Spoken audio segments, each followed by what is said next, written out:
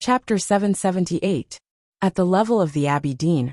Although he could not predict the future with a pinch of his fingers, he could predict the future with a slight movement of his mind. A normal sneak attack would be meaningless unless Ning Ke was still holding the iron bow. Yu Yin did not hide her trace, and just walked out of the wind and snow. I can't communicate with Haotian in this city. She looked at the Abbey Dean and said. Then she stretched out her hands in the air. She had reached the advanced level of the 23-year cicada cultivation. Her tender and beautiful little hands looked like two slightly bigger snowflakes in the wind and snow. With this movement, the snowflakes suddenly stopped, and then continued to fall. However, they were no longer lightly floating. Instead, each snowflake began to shake violently and dance in the wind. The snowflakes vibrated at a high speed, and made a low and dense sound, like countless cicadas flapping their wings at the same time. There was a yellow leaf on the eaves beside the street. It was swept into the snow by the wind, and instantly torn into pieces. I didn't expect that you have already reached the divine demon realm, and become the first person in the devil's doctrine to break through the 5 states in 100 years.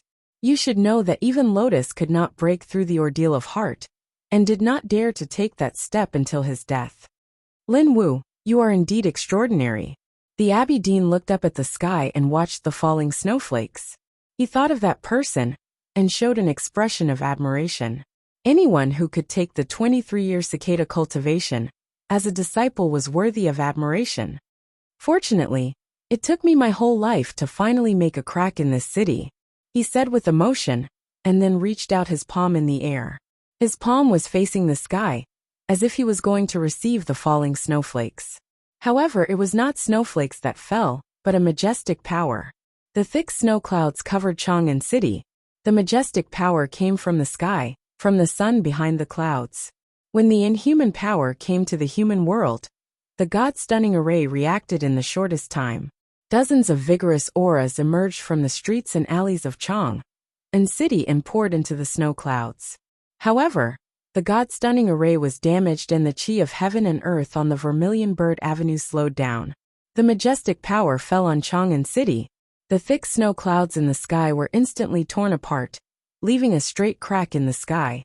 Below the snow cloud crack was a perfectly straight long street. At this moment, standing on Vermilion Bird Avenue and looking up at the sky, one could see a magical scene. A crack had appeared in the middle of the snow clouds that covered the sky, and within the crack was the azure sky. Clear and beautiful sunlight shone down from the blue sky, illuminating the long street. The buildings and the snowflakes on the street were incomparably clear, even smeared with a layer of holy golden light. The snowflakes in the sky turned golden and melted at a speed visible to the naked eye. The sunlight seeping through the clouds and the majestic power were about to fall on the Abbey Dean. This was the power above the 5 states. This was the true divine art of Taoism, Tianqi. Yu Lian stood in the wind and snow, her black ponytail swaying gently. She felt that the snowflakes were a little cold. She had also surpassed the threshold of the 5 states. She had seen Xiong Chimo use Tianqi, but she did not think that there was someone in this world who could so easily use a technique above Realm 5, as if it was as simple as picking up a snowflake. She looked at the number 1 person of Haotian Taoism on the opposite side of the street, and suddenly lowered her head. She looked at the snow in front of her shoes and began to write with her eyes. She wrote very attentively. The headmaster had asked her to write for many years, and what she wrote was her own world. When the first stroke appeared on the snow, her own world appeared on the snow street. The snowflakes danced wildly in the sky, their edges rubbing against the air at a high speed. The cicadas chirped louder and louder. Billions of snowflakes turned into transparent wings and flew rapidly, covering the sky above the Vermilion Bird Avenue. The clear light from the cracks in the clouds fell on the wing-like snowflakes and began to refract. There seemed to be countless golden leaves in the sky above Chang'an City. A very faint but powerful aura covered the entire snow street along with the dancing snowflakes. In the world of Haotian, a brand new world was created. Not a single snowflake fell. Not a single ray of sunlight fell. The snowflakes stopped melting. The snow street became cold and quiet again. The clear shadow covered the Abbey Dean's body, The Abbey Dean looked at the little girl in the wind and snow quietly. It was not until this moment that he realized that her real state had reached such a level. He raised his right hand and pointed at her on the other side of the snow street. Her fingers gradually bent. However, before he could point out with his index finger, a violent roar suddenly came from the wind and snow. It was the sound of some round object rubbing against the air at a high speed. An object came from the north of Chang'an City, spinning at a high speed, breaking the wind and shaking the snow. It was unstoppable. The Wanyan Pagoda was in the north of the city. It was a string of Buddha beads. It was Master Huang Yang's Buddha beads. The Buddha beads spun at a high speed in the wind and snow. There were faint traces of blood on them, which should be the master's painstaking efforts. Many years ago, Huang Yang was enlightened in the depths of the West Wilderness because of his companion's hot blood. So the string of Buddha beads, stained with his painstaking efforts, was also very hot. So hot that it was burning. An extremely merciful yet extremely violent fire attribute spat out towards the surrounding snow and wind as the prayer beads spun. Everything it touched was set ablaze. When the snowflakes touched the Buddha beads, they did not melt into water, but directly turned into nothingness. Master Huang Yang was the Vedanta of the Buddhism sect, and one of the few powerhouses in the world. The string of Buddha beads stained with his painstaking efforts was a great threat to the weakest Taoist heart of Taoism powerhouses. A line of fire appeared over the Vermilion Bird Avenue. The wind and snow suddenly stopped. It whistled through the air, and then suddenly became quiet. The burning Buddha beads were put on the Abbey Dean's wrist. Yulian looked up. There were snowflakes falling deep in her childish eyes. Her academy uniform was fluttering. The aura of heaven and earth on the snow street trembled a little. Someone was about to appear. At this moment, the Abbey Dean was cut off from Haotian by the cicada's world, and restrained by Master Huang Yang's burning Buddha beads. There was no way for him to leave the snow street, even if he had no distance in his eyes. This was the Academy's arrangement. The next moment was the real attack. However, the Abbey Dean still looked calm. He looked at the string of Buddha beads on his wrist. The Buddha beads were burning, but even his green Taoist robe was not ignited. As his gaze fell, a thought flashed through his mind. The coldness of nirvana from ancient times followed his gaze and fell on the burning Buddha beads. The flame on the Buddha beads suddenly went out, as if they had become a dead wooden ball. This was nirvana, above the 5 states. In a flash, 2 states above the 5 states appeared on the snow street. They both came from the Abbey Dean. But he was still on the snow street, in the wind and snow, in Yulian's world, unable to leave. A pair of footprints appeared on the snow hundreds of feet away. The snowflakes fell on the cotton jacket, and then disappeared. It was the cotton jacket that disappeared in the wind and snow. The eldest brother made his move. The Abbey Dean slightly raised his eyebrows. His right hand, like a pine tree facing the wind, held the string of Buddha beads on his wrist, and then disappeared. Half of the snow street was a small world. The cotton jacket and the green Taoist robe appeared and disappeared in the wind and snow, appearing everywhere. They suddenly appeared at the edge of the snow well on the north street, and when they reappeared, they were next to the shops in the south. The Abbey Dean and the eldest brother were chasing on the snow street. They were chasing in the limitless state. In such a small area, they were moving at a speed faster than thinking. It was just a moment, but it was more dangerous than the 6 days of chasing between mountains and rivers. The wind and snow rose again. Yulian's black ponytail swayed again. She looked calm and focused, and the snowflakes in her clear eyes were getting thicker. She activated the divine demon realm to the extreme. Countless snowflakes danced above the Vermilion Bird Avenue, and each snowflake was a cicada. The sky was full of snowflakes and cicadas. Countless horrible killing intents were on the snow street. This half of the snow street was her world. No matter how fast the Abbey Dean was, he could not be faster than the rules of the world itself. A snowflake fell slowly in front of the Deputy Yamen of the Clearwater Department of the Ministry of Revenue. There was nothing there, but when the snowflake fell, there was a tearing sound. The Abbey Dean was forced out by the wind and snow. There was a sharp tear on the front of his green Taoist robe. On the top of the Wanyan Pagoda, Master Huangyang sat cross-legged, chanting scriptures with his palms pressed together. Blood dripped in front of him like turbid tears. Under the stone pagoda, dozens of monks were kneeling in the snow, chanting scriptures as well. The string of Buddha beads on the abbey dean's right wrist was no longer burning, but it did not fall. The Buddha beads became extremely red, as beautiful as pomegranate seeds. There was a faint chanting in the wind and snow. The Buddha beads were shrinking. The stone steps in front of the yamen were covered with snow. The eldest brother appeared at the foot of the steps and hit the abbey dean's head with his cudgel. The abbey dean looked serious. He pulled out his sword and slashed. The eldest brother's feet sank into the snow. Blood oozed from the corner of his mouth. But he did not retreat. He waved his cudgel again. The abbey dean raised his sword and slashed again. It seemed simple, but it was not. The sword and the cudgel were both waved in the distanceless state, which had gone beyond the concept of speed. In a very short time, the sword and the cudgel had met countless times. The eldest brother's cotton-padded gown was covered with blood, and the cudgel had many shallow sword marks. The abbey dean looked more and more serious. At the other end of the snow street, Yulian suddenly took a step forward. The snowflakes fell on the abbey dean. The abbey dean waved his sleeves. The cicadas suddenly stopped chirping, and the wind and snow dispersed. It was a mess. Not a single snowflake could fall on him. The abbey dean held his sword horizontally and retreated. Then he raised his palm to the sky. Countless majestic forces fell from the sky, from the cracks in the clouds like lightning, falling into the sky full of snowflakes, landing on the transparent world barrier. The snow street shook, and the snow on the eaves fell like a waterfall. Yulian grunted and stopped in her tracks.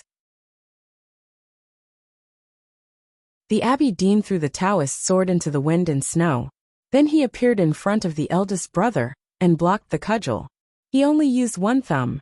The cudgel shook uneasily, and the aura of heaven and earth was in chaos. The eldest brother retreated to the other end of the snow street, coughing painfully while holding his chest. The abbey dean looked at his right wrist again. The red Buddha beads were still shrinking, and were about to sink into his flesh. He frowned slightly, as if he was unhappy. The wind and snow suddenly stopped. The abbey dean's body seemed to have become countless times bigger. In fact, he just stood in the wind and snow quietly. However, there was a vast and boundless aura that was as vast as the sea that instantly filled the entire space. The Buddha beads suddenly broke. Dozens of Buddha beads flew away in the air. Several round holes appeared on the gate of the Qingshui Bureau.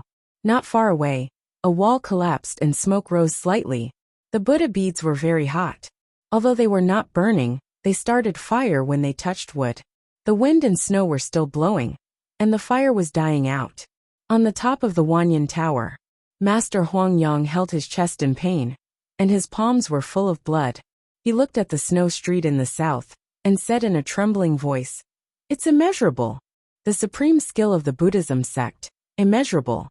It was also above the 5 states. Tomorrow is Saturday off. I took the opportunity to go to the hospital for a checkup. I should have had a follow-up in the last 3 months last year, but I was too busy and forgot to finish a course of treatment. I am so irresponsible. I wish you all a happy weekend. I wish you all good health, and be responsible for yourselves." To be continued.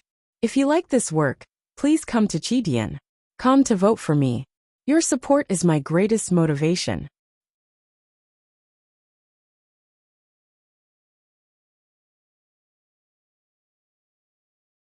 Chapter 779.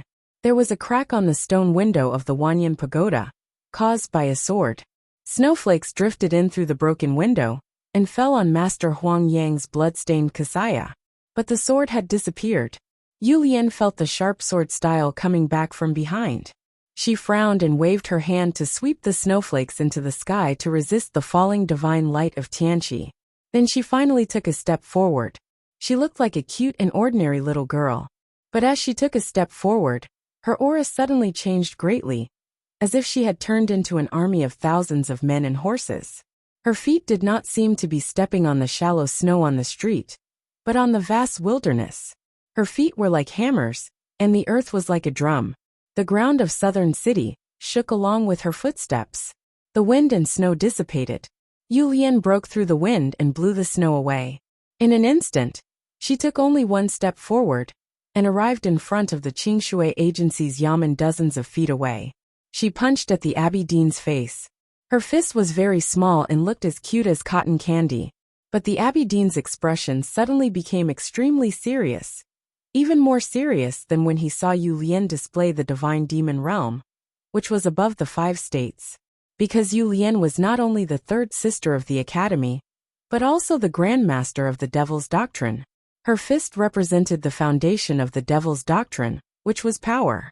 As the most talented grandmaster of the Devil's Doctrine in 1,000 years, Yulian in this state was undoubtedly qualified to be called a grandmaster of the generation.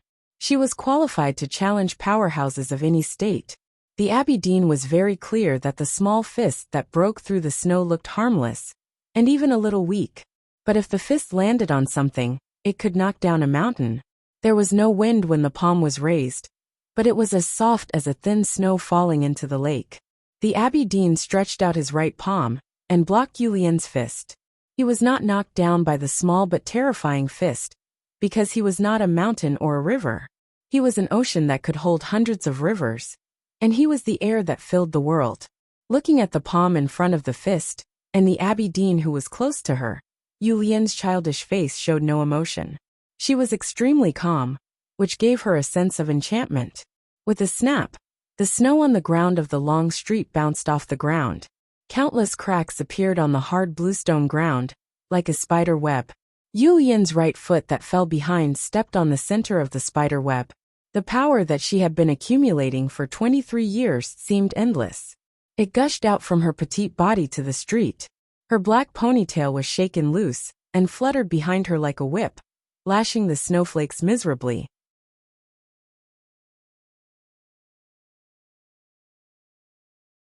Streams of energy were like sharp blades that carved deep marks on the wall. She did not use the heavenly demonic realm, nor did she create another small world. She did not use any mysterious methods. She only used her simplest and most reliable method to coldly throw it over. Dharma. She used it. Dharma. On the snowy street, there was only the whistling of power. In that instant, even the natural energy of the universe was forced to flee into the distance by the power of this petite body.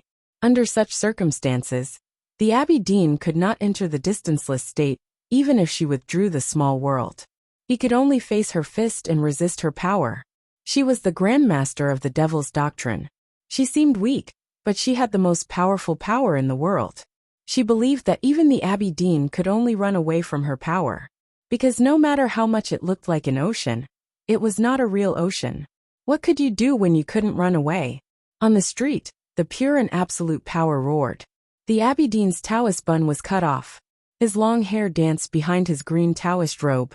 He looked embarrassed. Yulian looked at him. She wanted to know the answer. She would know the answer soon. The Abbey Dean's hair fell in front of his eyes. His eyes were as calm as an ancient well. Then a snowflake floated in front of his eyes. It went through his eyelashes and his black pupils. The pure white snowflake seemed to enter his black pupils. The color of his black pupils gradually faded. Or, the snowflake in his eyes became darker. It was gray. The Abbey Dean's eyes turned gray and misty. The deep well that was not afraid of wind and rain became a skeleton at the bottom of the well. The Abbey Dean's eyes became gray. Yulian felt her power draining away like the wind. Her face turned pale. At this moment, she thought of a certain rumor, and her eyes suddenly went cold while a strand of unrestrainable rage arose in her heart. She was not going to stop. After she entered the academy, the headmaster only taught her one thing. That was writing. Writing was a world of its own. It was also a way to purify one's mind and control one's anger. Because the headmaster knew that she liked to get angry, especially after she became a girl. So she had never been angry in the past 23 years. But she was very angry now. She had always hated the scumbags in Taoism. The Abbey Dean was undoubtedly the worst scumbag in Taoism. When he used the modified Enlightenment doctrine to deal with her, the grandmaster of the Enlightenment doctrine, she was extremely angry. The Abbey Dean looked at her eyes quietly. His eyes were so gray, so calm, and so dead. The snowflakes dancing on the street fell to the ground miserably, as if they had lost the support of the airflow. They were like cicadas whose wings were torn off.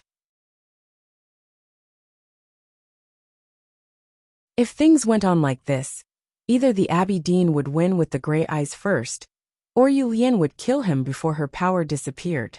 The probability of the latter was about 20%. But Yu Lian's anger was suppressed by the headmaster for 23 years. Once it was ignited, it could start a prairie fire. So she wanted to bet on the 20%.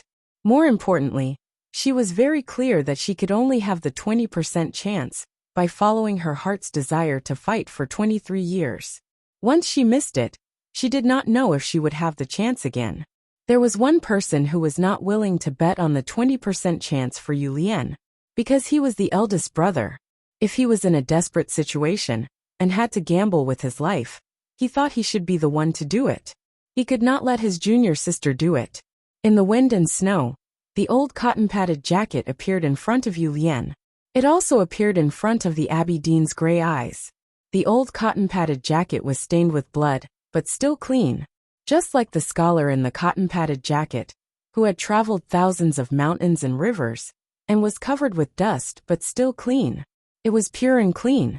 Without any color, it could not be dyed or stolen by you.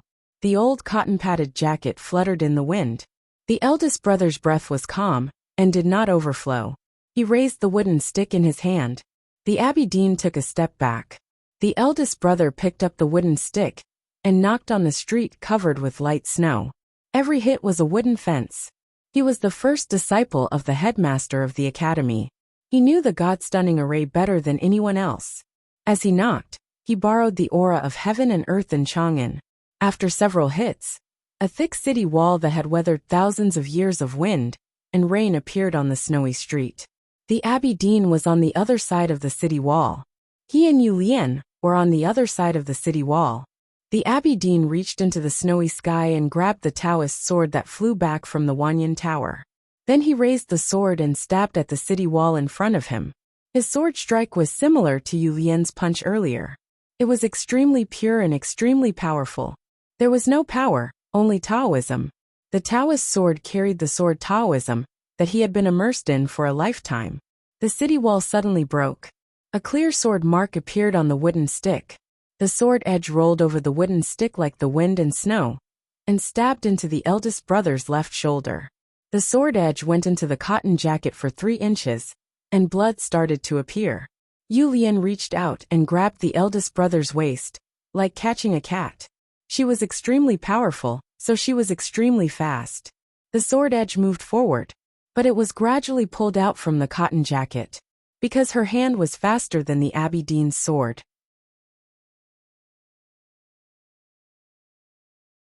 The eldest brother's straw sandals slid on the snow. He raised the stick and hit again. The Abby Dean looked calm, and raised the sword to stab again. Yu Lian whistled, and the snow under the eaves collapsed. The roar that burst forth from her petite body was like a thunderclap that descended from the heavens. She withdrew all her power, and then concentrated it on her right fist and punched forward. The wind and snow covered the gap of the God-stunning array like cicada wings, refracting the sunlight and emitting a golden luster, like countless golden leaves. At this moment, Yu Lian withdrew her aura, and her world naturally collapsed. The golden snowflakes above Chang unburned violently, so beautiful that it made people's hearts palpitate. The snow was burning. The snow was finally melted, and a crack appeared. The majestic power from the sky finally fell on the snowy street. A field of light, boundless light, covered everything. The 3 auras, with their own invincible power, or the majestic chi of heaven and earth, collided together. The wind and snow roared, the walls and eaves were broken, and the houses along the street were all shaken into ruins. The wind and snow gradually calmed down. The eldest brother and Yu Lian had retreated to the north street hundreds of feet away.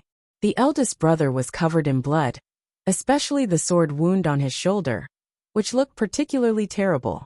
Yu Lian was not injured, but her face was a little pale. All of a sudden rain started to fall.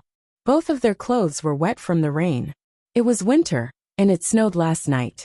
But it rained in Chang'an today. The rain was very strange. Not only the time, but also the pattern of the rain. The rain didn't fall anywhere else. Everywhere else in Chang'an was still snowing.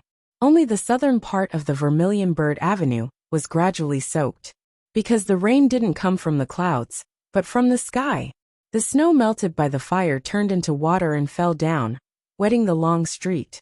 Yulian looked at the other end of the street, feeling that the winter rain was a little cold. The smoke and dust from the collapsed houses along the street was gradually suppressed by the rain. The figure of the Abbey Dean appeared again. He threw the hilt in his hand into the snow pile by the street. His Taoist sword was smashed by the eldest brother's wooden stick. But other than that he was not injured. His green robe was wet, but it was not blood. The Abbey Dean walked on the shallow snow. He walked in the wind and rain. Every step he took left a footprint on the snow. The rainwater falling from the sky accumulated into an ocean in that footprint. The small ocean was very calm, reflecting the scene in the sky like a mirror. Above Chang'an, the line of snow sky was still burning. Today is the New Year's Eve and the leader's birthday. Let's celebrate together. This scene is so beautiful.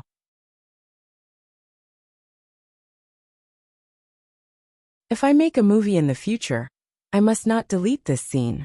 To be continued. If you like this work, please come to Chitian.com to vote for me. Your support is my biggest motivation.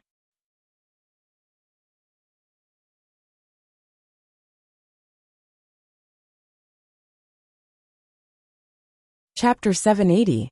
The Abbey Dean entered Chang'an. Facing the powerhouses of the academy in Huangyang, he extinguished the fire of blood on the Buddha beads, waved his sleeves and broke the divine demon realm, waved his hand to summon the Tianqi, and broke the thousand-year city wall with a sword. The streets were filled with ruins, the snow in the sky was burning, and the raindrops kept falling. All of these scenes only proved one thing, and that was his strength. Cultivation in the human world was divided into 5 states. Crossing the highest threshold was the dream of countless people, but they could never reach the other shore. Over the years, few people in the cultivation world had passed the 5 states. Any one of them was already a legend or even a myth, such as the Tianqi state. However, today on the snowy street, the Abbey Dean waved his sleeves and performed the 4 legendary states: the Infinity, the Quietus, the Tianqi, and the Limitless state. And he did it so casually. The level the Abbey Dean showed was beyond the scope of the West Hill Classics and many other cultivation classics. It was beyond the most presumptuous imagination of cultivators. It even seemed unreal. The rain was still falling. He walked toward the north of the Vermilion Bird Avenue with a peaceful expression. The majestic power falling from the sky was injected into his body. With every step he took, he broke through the puddles of water and broke through the sunlight. His aura grew stronger. The cold rain slid down Yulian's face. She looked at the Abbey Dean who was walking in the rain and said, "It is said that 18 years ago, you came ashore and beat Wei Guangming down to the mortal world, removing him from the position of the divine priest of light." The Abbey Dean said, "That's right." Yulian said, "I didn't believe that you could beat a powerhouse of the Tianqi state back to his original state. Until now, I realized that you are more powerful than the legend says." The Abbey Dean walked slowly and said, "Being powerful is just a relative concept. I am stronger than you and Wei Guangming, but it doesn't mean I am powerful. Just like you are stronger than Xiong Chumo, it doesn't mean you are truly powerful." Yulian asked, "Then what is truly powerful?" The Abbey Dean said, "Turning the relative into the absolute. That is truly powerful." Yulian asked, "Being stronger than everyone else is truly powerful?" The Abbey Dean said, "Exactly. If you are invincible in the world, then you are naturally truly powerful." Yulian asked, "Do you think you are already invincible in the world? Crazy Ku is dead, and the headmaster is gone." The Abbey Dean looked up at the raining sky and said, "I have no choice but to be invincible." When he answered this question, his mood was very calm and steady, so it seemed very natural, as if he was talking about whose dishes were the best. Yulian said, "Since you're invincible in the world, why do you still want to cultivate the cultivation method of the Enlightenment sect?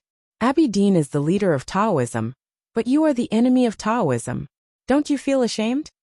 She was referring to the Abbey Dean's eyes that turned gray when she punched.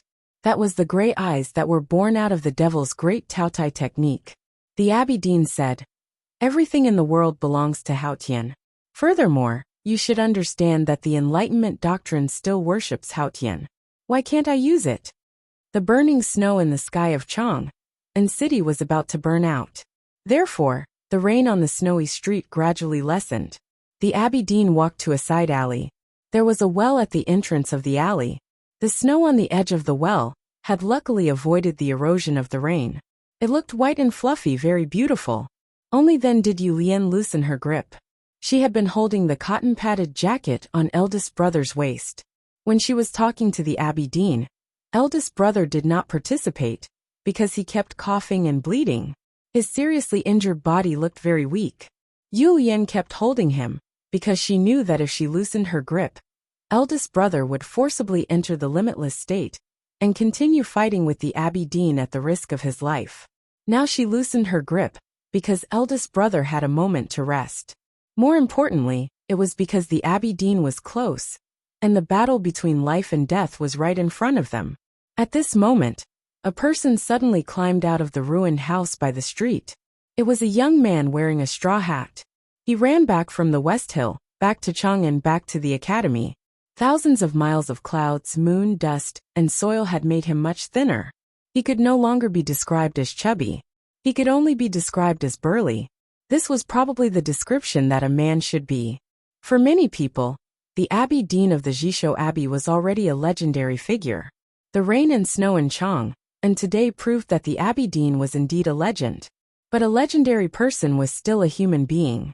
The first words that came out of his mouth, when he saw his only flesh and blood standing firm and unswerving in opposition to him, were no different from those of the ordinary women in the stories. The Abbey Dean said, "Why do I only have you as my son?"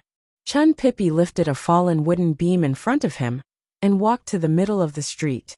He knelt down and said in a trembling voice, "Father, but I am also a student of the academy." The Abbey Dean looked at his son who was kneeling in the rain and said, "You are so weak. How can you choose a side?" Chun Pippi had been regarded as a genius of Haotian Taoism since he was a child.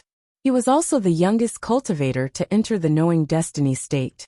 But the three people on the street were all far stronger than him. The Abbey Dean was right. He said, "I always want to try." The Abbey Dean looked over Chun Pippi's head and fell on eldest brother, who was covered in blood on the street. He said, "Is it worth it just to let your senior brother rest a little longer?" Chun Pippi said, "I just tried my best." The Abbey Dean said, "The academy deserves your best, but Haotian Taoism doesn't?"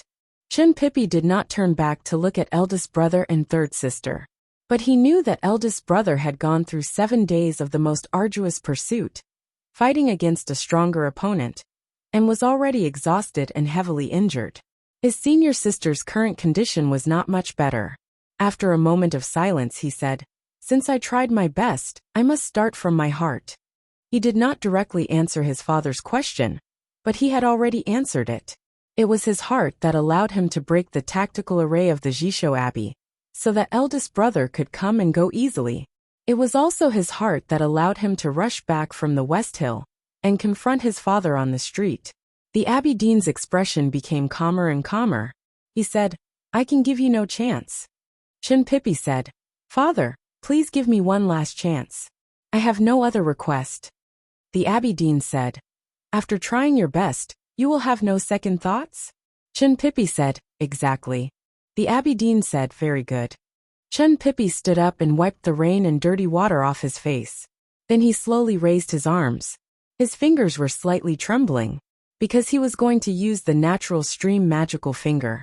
Because his enemy was his father. Eldest brother wanted to stop the battle, because he thought it was wrong to kill a father. Yu Lian only said one sentence to stop him.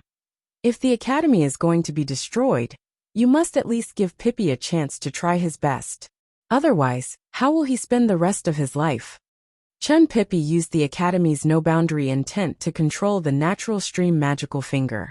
The chi of the finger crisscrossed in the drizzle, like a swallow returning to the woods. It was naughty and eager to go.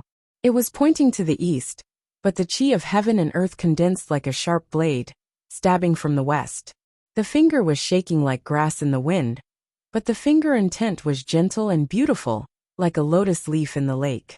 The last time Chinpipi used the natural stream magical finger was on a New Year's Day. That day, Sang Sang held the quilt and stood outside the back garden of the Chang and local government. This was the second time he made a move in the truest sense, and it was also his most powerful attack. Facing the finger intent that broke through the rain, the Abbey Dean showed a gratified expression. This was what he had taught Chinpipi. He was very satisfied with the state and ability that Chinpipi had shown, so he was gratified and decided not to be too harsh on Chinpipi. He reached out his index finger and pointed at the air. He decided not to kill his son. A gust of wind, the sound of rain, the sound of flute, and the sound of drums were heard. The finger intent that crisscrossed in the street was instantly broken into countless pieces. Several muffled sounds were heard. Chinpipi fell into the rain, covered in blood. His limbs and joints were all injured by the finger intent. The bloody holes were ghastly, and he looked extremely miserable. The Abbey Dean also used the natural stream magical finger. This was the real powerful natural stream magical finger. Chinpipi couldn't move. He sat in the rain like a man before his execution, crying loudly. He was crying very sadly. I am extremely tired. This chapter is only 2,500. Good night.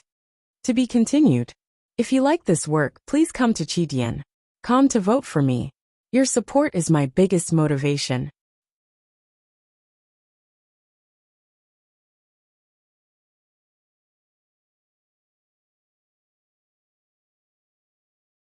Chapter 781. The rain stopped. The snow in the sky had also been burned away, no longer falling. It was quiet on the street. Only the crying could be heard. Chinpipi was like a child who had been wronged, sitting on the ground and crying out loud. He was just a child before his father and his senior brothers and sisters. The reason why he cried so sadly was complicated, but his father and his senior brothers and sisters knew it. Because what else could he do under such circumstances but cry? The Abbey Dean walked past him with his hands behind his back. He did not look at him, nor did he show any expression. Eldest brother sighed and said, "It's good that you can cry. At least you won't be depressed." Yu Lian frowned slightly. She looked at the other end of the street and said, "We are not dead yet. The academy is not dead yet. Why are you crying?" The Abbey Dean was walking toward them slowly.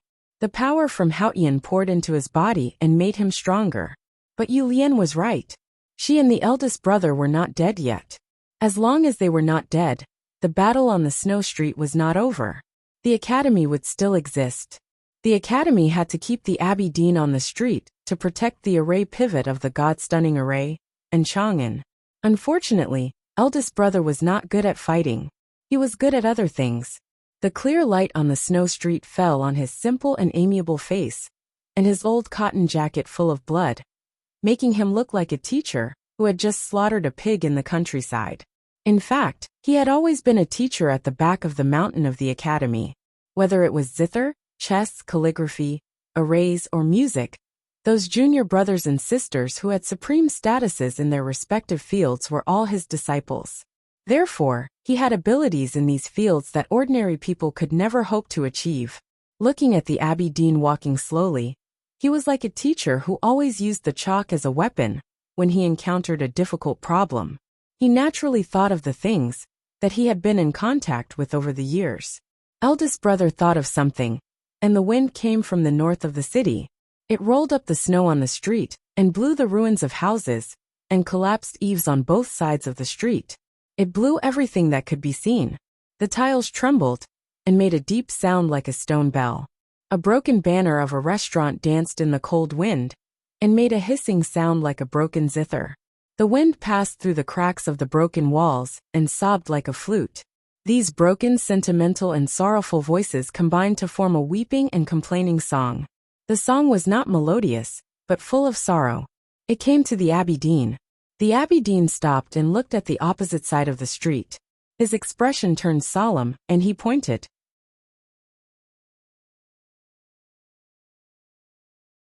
Eldest senior brother stretched out his hand towards the alleys beside the street, and turned the countless streets and alleys in the south of the city into crisscrossing chess paths on the chessboard. He was the chess master beside the chessboard, and instantly cut the finger intent into countless pieces. The Abbey Dean flicked his sleeves, and messed up the crisscrossing chess Taoism. Then he stretched out his fingers. Eldest brother loosened his grip, and threw the wooden stick onto the wet street in front of him. He didn't know Talisman Tao, so he didn't inherit the God-stunning array. However, he could use the chi of heaven and earth in this array. When the wooden stick fell, the 1,000-year-old city wall did not appear on the street again, only making a light paw sound. A soft sound came from the clouds above Vermilion Bird Avenue. Then there was a loud noise, countless loud noises. Countless bolts of lightning emerged from the clouds and struck down on the long street, toward the Abbey Dean's body. These bolts of lightning were very dense and powerful. Even if the Abbey Dean entered the interlayer of the chi of heaven and earth with the limitless state, he couldn't guarantee that he wouldn't be hurt. The Abbey Dean's figure suddenly became faint. A bolt of lightning struck where he was standing just now. Smoke and dust filled the air, and there was a faint smell of burning. But it struck nothing. Countless bolts of lightning struck down one after another. The Abbey Dean's figure appeared again, and then disappeared. He was like a clear and indifferent cloud, drifting in the lightning and thunder. It was impossible to catch him. Yulian disappeared from where she was. Cicadas chirped again on the long street. It was the angry chirping of thousands of cicadas. The wind and snow rose again. The angry chirping of cicadas was hidden in it, like tigers fighting for their lives. The accumulated snow on dozens of streets all floated up and poured into the Vermilion Bird Avenue. The world on the street became a world of wind and snow. It was hard to see what was happening inside. Only the sound of the finger intent piercing through the air, the sound of lightning striking down, and the increasingly shrill chirping of cicadas could be heard. The wind and snow were like smoke and dust. The long street was a battlefield. No matter how powerful the lightning and the chirping of cicadas were, they still couldn't suppress the finger intent. One finger was as silent as the abyss. One finger was as boundless as the sea. The finger intent could guard everything in the world and restrain everything in the world. The lightning slowed down and the cicadas mourned. The long street, full of natural horrifying power, was like a courtyard for the Abbey Dean. He walked out leisurely. The wind and snow calmed down. The last piece of snow drifted past the Abbey Dean. The Abbey Dean lost 3 fingers on his left hand. Blood was dripping onto the street. He glanced at the broken fingers. The bleeding gradually stopped, and the severed finger was smooth and sparkling like jade. He took out a handkerchief and wiped the blood off his palm. Then he put it back into his chest pocket and looked across the street. Yu Yin reappeared on the street without anyone noticing. Her face was pale. Although there were no obvious wounds, she had suffered severe internal injuries. Eldest brother was covered in blood. He was so tired that he was about to collapse. The winner had been decided. The Jisho Abbey was the holy land of Haotian Taoism. The name of this Taoist abbey came from a mantra in the West Hill scriptures. Knowing its masculinity and keeping its femininity was called the natural stream. That was how Chun Pippi's natural stream magical finger got its name. From this, one could imagine the supreme status of this set of finger art in Taoism. In the mantra in the West Hill scriptures, there were a few more sentences. Knowing its black and keeping its white was called the world style. Knowing its glory and keeping its shame was called the world valley. This was the world of Haotian. If one could know everything in the world, he could keep everything in the world. No matter it was power or conscience. That was the true meaning of knowing and keeping. The Abbey Dean's finger intent was not only the natural stream magical finger, but also the world style and the world valley. He had crossed the threshold many years ago. He had mastered all kinds of methods and learned Taoism, Buddhism and Diabolism. He was even more powerful than Lian Sheng, and could be called the most powerful person in Taoism in the past 1,000 years. Unfortunately, he lived in the same era as the headmaster, Ke Haoran, and those two people were rare. That was why he was forced to keep a low profile for so many years. Now there was no headmaster in the human world.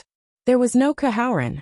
He was the highest peak, and the most powerful person in the human world. He was invincible in the world. So his finger was the world finger.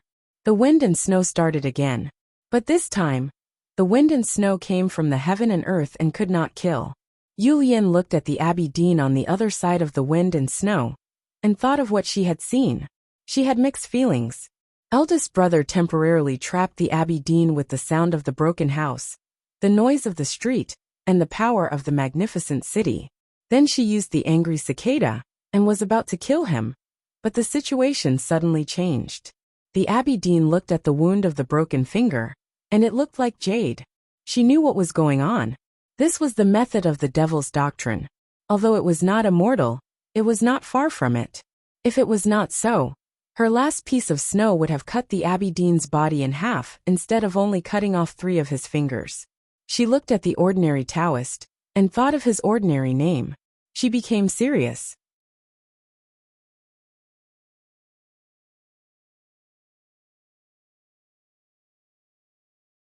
The leader of Taoism had cultivated the devil's doctrine to be more powerful than her, the headmaster. What kind of person was he?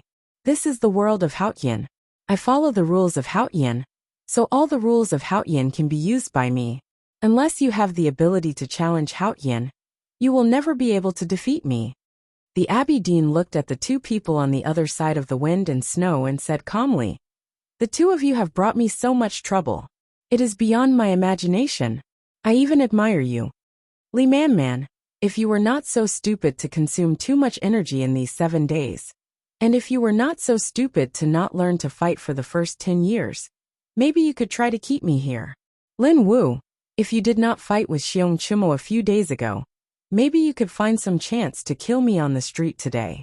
But the possibility is still very small."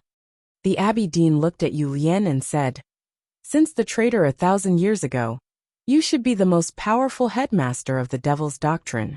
You cultivated the 23-year cicada cultivation and integrated the divine demon realm, which helped you to create your own world. But it is a pity that your opponent is me. Just like how I was the most powerful person in Taoism for 1,000 years, but I met your master." The eldest brother said, "It was not until the Abbey Dean came to Chang, and that I knew you had been waiting for time to pass. Because the God-stunning array could not be repaired, the power of the array was at its weakest. I should not have wasted these 7 days with you, but I have learned something during these 7 days." The Abbey Dean asked, "What is it?" The eldest brother said, "I can catch up with you now." The Abbey Dean said, "I was chasing you a few days ago. Now you are chasing me. What's the point?" The eldest brother said, "As long as I can catch up with you, we will have the chance to leave together." The Abbey Dean said, "I understand what you mean, but it is a pity that you are seriously injured now. It is difficult for you to catch up with me, and most importantly you have no power." He looked at the senior brother and sister from the academy and said, "Now that I think about it, my admiration for the headmaster of the academy has deepened. He was able to teach you too. If you two were one person, I would not be a match for you. Fortunately for me, the 2 of you could not become one." Yulian said, "I want to see if I can exchange 2 lives for one of yours." The Abbey Dean said, "Even though you have cultivated the 23-year cicada cultivation and become a woman, and have studied under the headmaster for many years, you are still the headmaster of the devil's doctrine. It is ridiculous to say such impassioned words." Yulian said, "This has nothing to do with impassioned words. It is related to happiness. My master has always taught me that life is to find happiness and peace. If I can kill you, I will be very happy." The Abbey Dean said calmly, "That makes sense. So I will not give you such a chance." Even though he was invincible in the world, he did not want to fight with the 2 powerhouses of the academy when the outcome was already decided. Because there were countless possibilities before death. He came to Chang'an not to kill, but to destroy the array. As long as he could destroy the God-stunning array, the show would come to an end. In the wind and snow, cicadas suddenly chirped and then disappeared. The Abbey Dean's figure disappeared in the wind and snow. The God-stunning array was damaged, and the 2 from the academy were seriously injured. No one could stop him. Thank you for your understanding. To be continued. If you like this work, please come to Chidian.com to vote for me. Your support is my biggest motivation.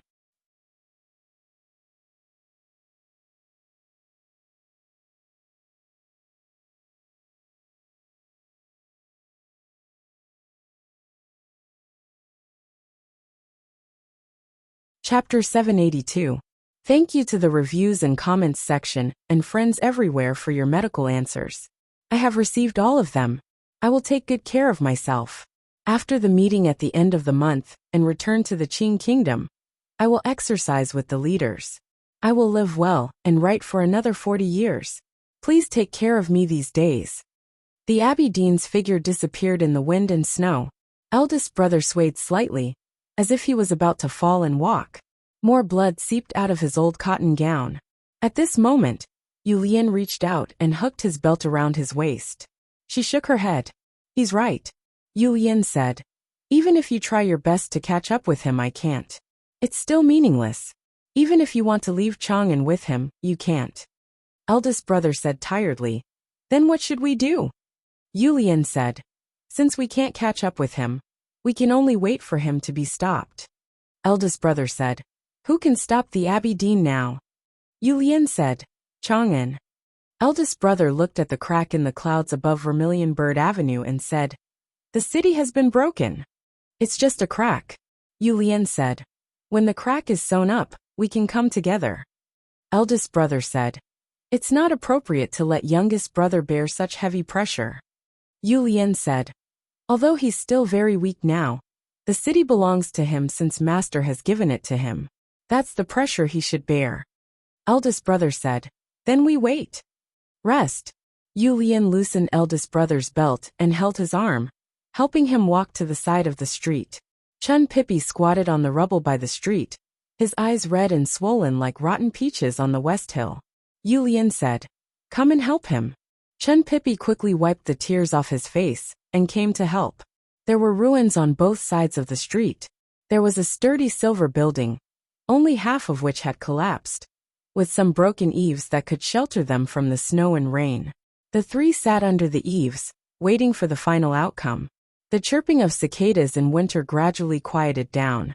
The snow rose again in the morning and danced with the wind. The dry snowflakes fell on the street and were blown by the cold wind. There seemed to be countless salt crystals rolling on the straight Vermilion Bird Avenue.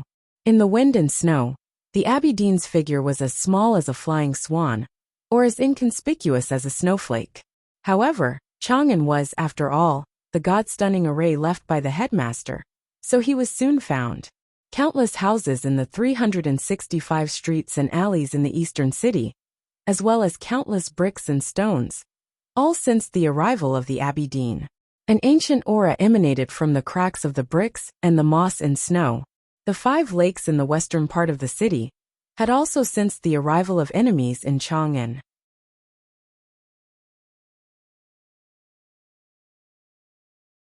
The surface of the lakes that were covered with ice and snow began to shake slightly, and hot springs began to gush out from the rocks in the depths of the lakes.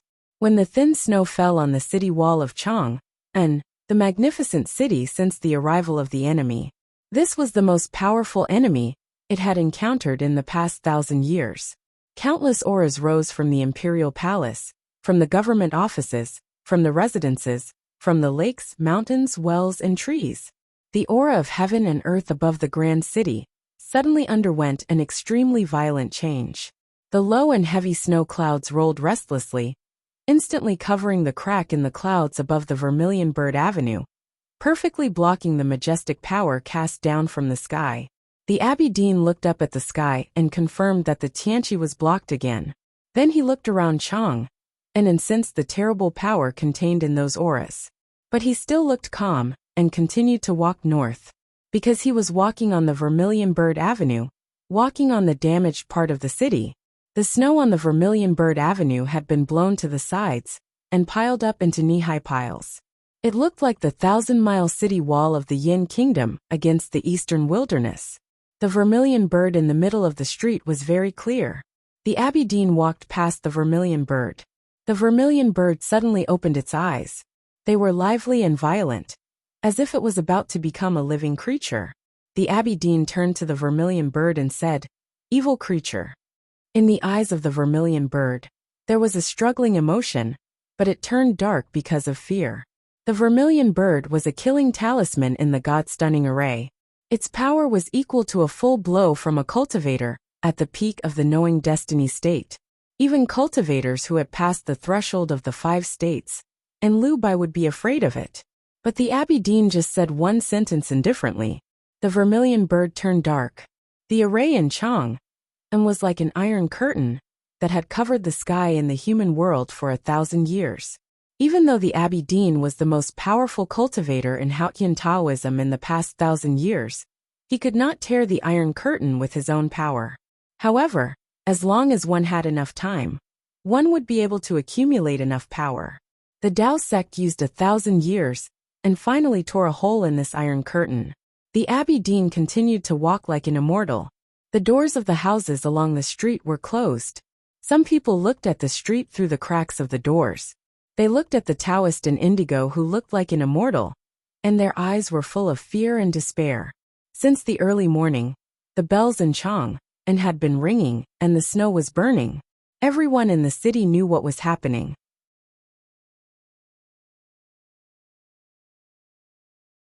But in the face of a battle that was beyond the 5 states, secular power was meaningless. He approached the North City. The side of the street suddenly opened up.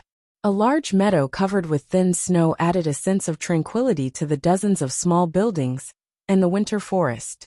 It was the military ministry of the Tang Empire.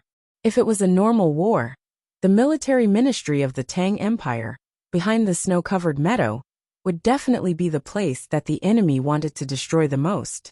But the Abbey Dean did not even look at it. He looked at the buildings in the north quietly, that majestic and magnificent imperial city. His destination was the small building in the imperial palace. He wanted to destroy the God-stunning array under the small building. He was the only one who could do it. The Abbey Dean started to walk forward. Suddenly, his footsteps returned to their original position. He looked at the wind and snow in front of him, and slightly raised his eyebrows. The wind and snow suddenly rose, and then gradually condensed into 2 traces. The Abbey Dean's expression gradually became serious. The 2 traces condensed by the wind and snow were very strange. They were suspended in the air, neither dispersing nor falling. It was like someone had written 2 strokes in the air. It was not ink, but snow. Ning Ke had already woken up after meditating for a night by the Yinming Lake. When he woke up, his clothes and the lake and mountains around him had been covered by the first snow. It was a vast expanse of whiteness. He stood up. The snow rustled down. He stood by the cliff and looked at the snow lake. He held the array pestle in his hand. He looked at the snow lake, and then at Chang'an City. He saw the snow falling like a curtain in the south of Chang'an City. He saw the snowflakes burning in the sky like fire. He saw the street in the winter rain. He saw the Taoist in indigo floating like an immortal, and arriving at the imperial city in a moment. He suddenly reached his hand behind his shoulder, and pulled out the cold hilt of his padao. Then he chopped down. The padao chopped down casually. There were 2 swishing sounds. 2 clear marks appeared on the snow lake. The next moment, the 2 marks disappeared from the snow lake. He fled between the heavens and earth, his whereabouts unknown. The 2 marks he made on the snow lake came to the Vermilion Bird Avenue. They came to the front of the Abbey Dean. The Abbey Dean looked serious. He stopped. 2 marks, 1 stroke and the other stroke. They formed a simple and sharp word. It was the. It looked like the cross of a sword and a knife. It meant that the grass was cut silently, and there was a meaning that even a child could understand. This road is blocked. To be continued. If you like this work, please come to Chidian.com to vote for me. Your support is my greatest motivation.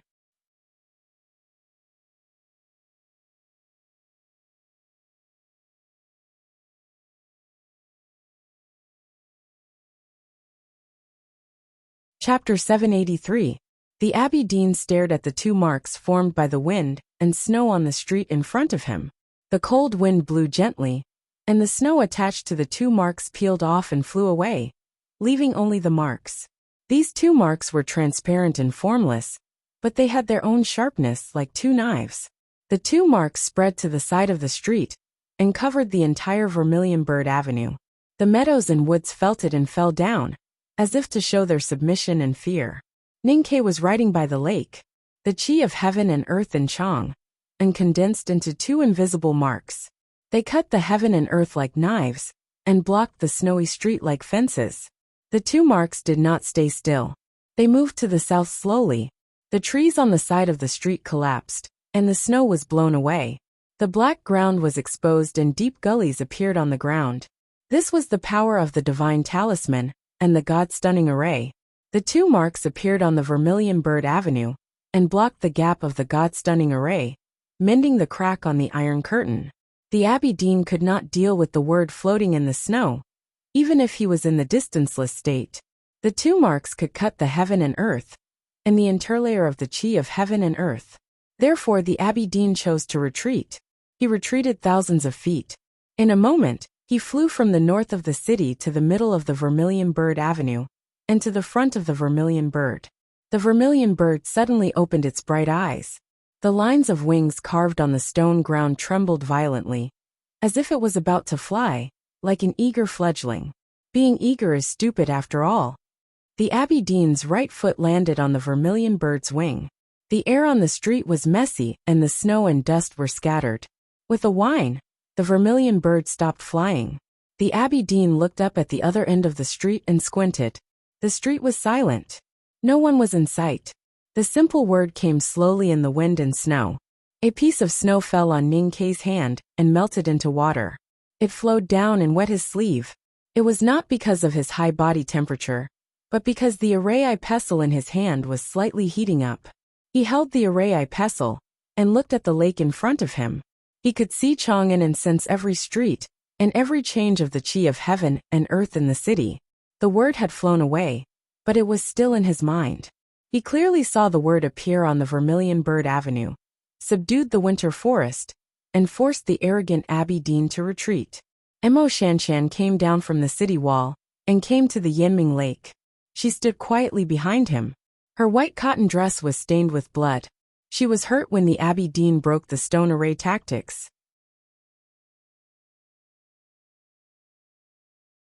She did not see the two knife marks, but as a talented divine talisman master, she could feel the talisman aura on the snow lake. At this moment, she remembered the two sword marks on the moss-covered stones at the bottom of Daming Lake with Ning Quebec. She was so excited that her eyelashes fluttered. The stone array tactics in front of the front gate of the Devil's Doctrine had been broken by Mr. Ku with two sword scars.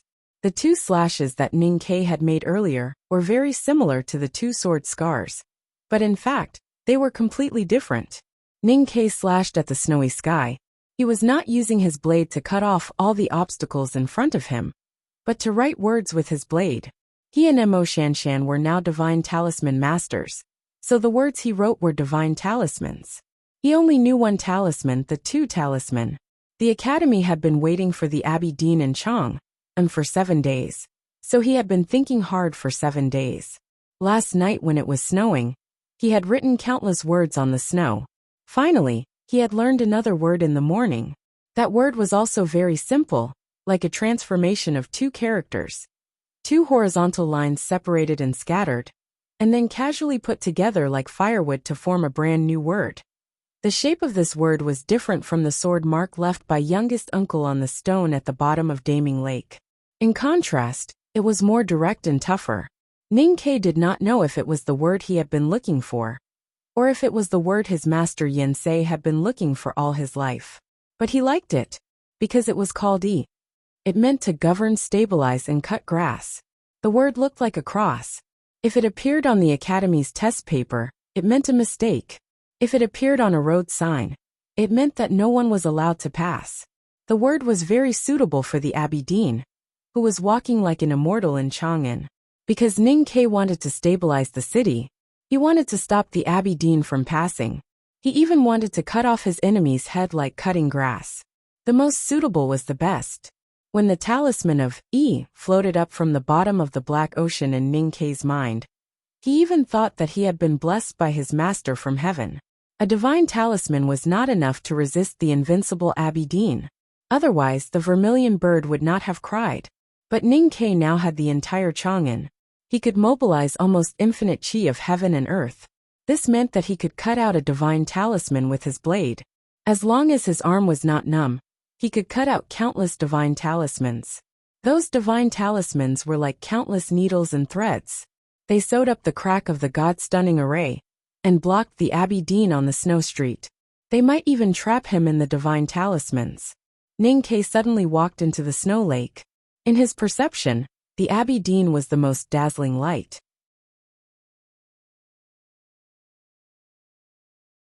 But at this moment, the light had disappeared. He did not know where it had gone. He had the God-stunning array and could observe everything in Chang'an accurately. Through the battle in the morning, he was sure that the Abby Dean could enter the limitless state in Chang and then teleport within a specific range. But he could not directly use the limitless state to pass through the entire Chang'an. Chang'an, which was left to the human world by the headmaster of the academy, had been torn apart by Haotian Taoism after 1,000 years. But the use of the qi of heaven and earth was still beyond the scope of the human world. If the Abby Dean used the limitless state to teleport a long distance in the array, he would risk being torn apart by the turbulence of the qi of heaven and earth. Ning Ke believed in his master and the city, so he was sure that the Abby Dean could not really disappear. The Abby Dean should still be around the Vermilion Bird Avenue, looking for a loophole in the God-stunning array. He thought of a possibility. If his talisman of E was a needle and thread that could mend Chang, then it would leave needle holes. Ordinary cultivators could not see these needle holes, let alone use them. But the Abby Dean was not an ordinary person. The Abby Dean was a painter who could draw in the needle holes. So he walked into the snow lake to get closer to the Vermilion Bird Avenue. He had to continue writing talismans and sewing them tightly to keep the Abby Dean where he was. But there was a problem. Ning Ke stopped and turned to look at Mo Shanshan. He asked, "Where should we cut next? Or where should we write the next character?" This was a very important question. It was ridiculous that he could not even figure this out at such a critical moment. Mo Shanshan did not laugh. She held the other end of the array pestle that Ning Ke handed over. Feeling the warmth from her palm, a completely different world appeared in front of her. It was the God-stunning array and also Chang'an. It was not the real Chang'an. Or rather, this was the real Chang'an. Mo Shanshan took out her glasses and put them on the bridge of her nose. She looked at the snow lake and the Chang'an in front of her. After thinking for a while, she said tentatively, "I think it should be here." She pointed to a lotus on the snow lake. "Although it is not much, I am still writing, which means I am still alive. It will not be like this in March. I will definitely write more in April. Of course, all this is based on the premise that I am fine." To be continued. If you like this work, please come to Chidian.com to vote for me. Your support is my greatest motivation.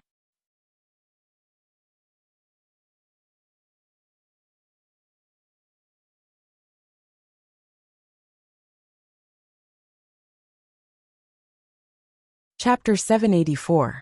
Mo Shanshan's lips were very red and thin. When they were pressed together, they looked like the rouge paper in a girl's boudoir.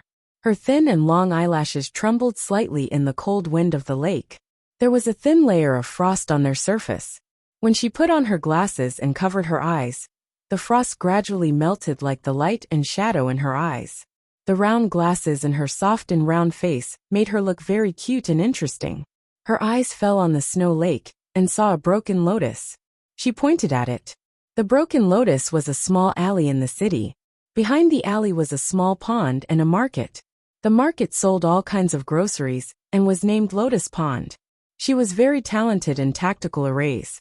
These days, she learned about the God-stunning array from Ning Quebec. At this time, holding the array pestle, she could see Chang'an City clearly. That broken lotus.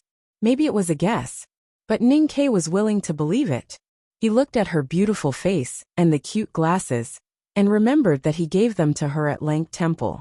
But he also remembered that Sang Sang was sitting in the carriage at that time. He held the padao and slashed forward.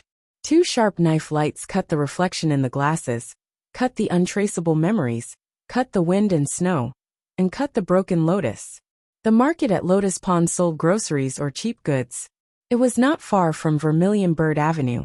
In the past, it was noisy and the peddlers' shouts started in the early morning. Today, because of the imperial court's strict order, and because an immortal had entered Chang'an City, everyone stayed in their homes. So the market was very quiet, and no one could be seen. Suddenly, there was a gap in the eaves of a house in the market. With a cracking sound, broken tiles fell and smashed the snow on the ground. But the house did not collapse. There was also a very straight gap in the wall of the warehouse, about 200 feet away.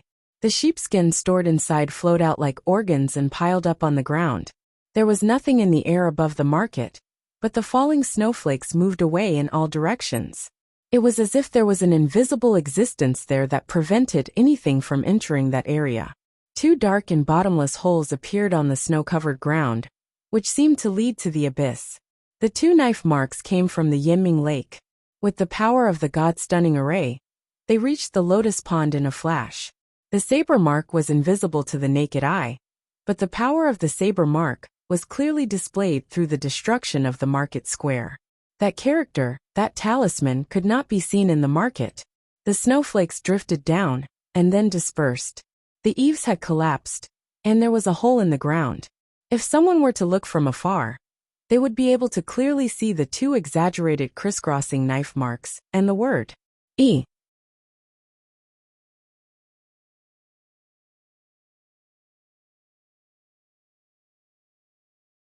A soft but clear sound rang out in the wind and snow. It was the sound of clothes being torn apart. A piece of green cloth slowly floated down from the sky and landed on the ground. The Abbey Dean showed himself and looked into the distance with an indifferent expression. No one knew what he was thinking. His green Taoist robe was fluttering in the snowy wind. The front part of his robe was missing. In the next moment, he stepped into the snowstorm again and disappeared without a trace. Ning Ke and Mo Shanshan had already walked across the snow lake and arrived at the north bank of the lake. The 2 of them held the 2 ends of the array pestle, looking like playmates who did not want to be separated. An unhealthy blush appeared on Mo Shanshan's white face. Then she coughed and pointed to the weeping willow by the lake. It was cold in winter, and the green willow catkins in summer had long dried up. They hung weakly in the cold wind and looked particularly decayed, like a frozen snake. Ning Ke wielded his knife again. 2 knife marks cut the weeping willow by the shore into pieces. Then he tore through the wind and snow and escaped into the world, heading to another place in Chang'an. It was a side alley beside the Vermilion Bird Avenue. The alley was very ordinary, no different from the thousands of narrow alleys in the city. There was a common well at the entrance of the alley. The edge of the well was covered with fluffy snow, like a snow-ringed dessert. 2 knife marks came to the entrance of the alley. The talisman of E extended around with the help of the whole city. The accumulated snow on the edge of the well suddenly left the bluestone and floated in the air. It looked very strange, but in the eyes of innocent children, it was more like a dessert. With a light snap, the snow ring suddenly broke in the middle and became a straight snow rope. The rope made of snow blocked the entrance of the alley. The narrow alley was quiet, and the falling snow was silent. Only when the wind came out of the alley could it be heard occasionally. A foot appeared in the wind and snow. The foot was wearing a cyan cloth shoe. The foot stepped on the snow rope and kicked out. It was a very simple kick, but it seemed to kick down Min Mountain. It was easy to hang upside down. The snow rope collapsed and broke into pieces. The Abbey Dean used the recoil force to float back and avoid the 2 knife marks. The wind and snow fell lightly. His feet landed deep in the alley. He finally raised his eyebrows.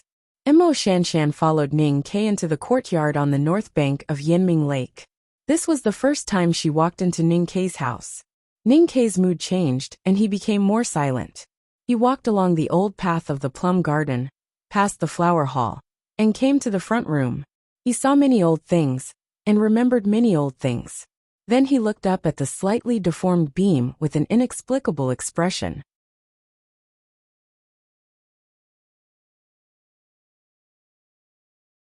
Back then, Chun Pippi saw Yi Hongyu jump into the air and hit the beam of the room hard. Later, when Xia Ho came here, the beam suffered a great deal of torture. But the beam still supported the house and did not collapse. Don't tell me you want to cut it here. I really don't want to. He looked at the beam and said. Mo Shanshan looked out of the hall. There was a pot of wintersweet there. It was especially lush and wild because no one had trimmed it. She asked, how about cutting it here? Ning Ke said with a smile. Yi Hongyu likes these plum blossoms. Sang sang and I don't care. After saying this, he waved his knife and cut the wild plum blossoms into countless pieces. A moment later, the pile of firewood in the backyard of a mansion in Chang'an City became an indestructible fence.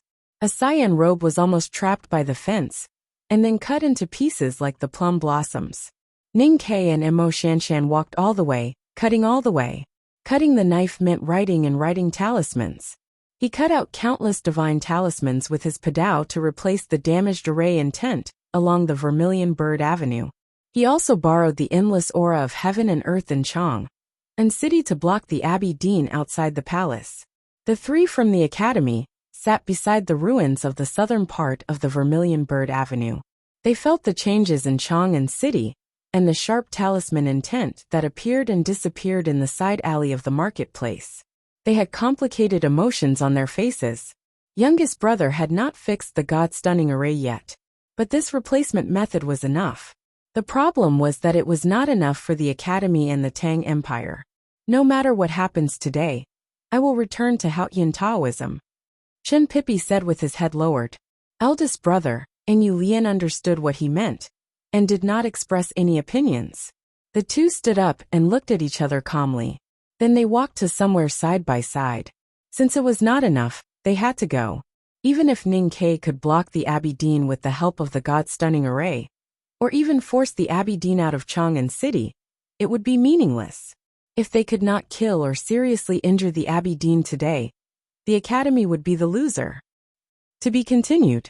If you like this work, please come to Chidian.com to vote for me. Your support is my greatest motivation.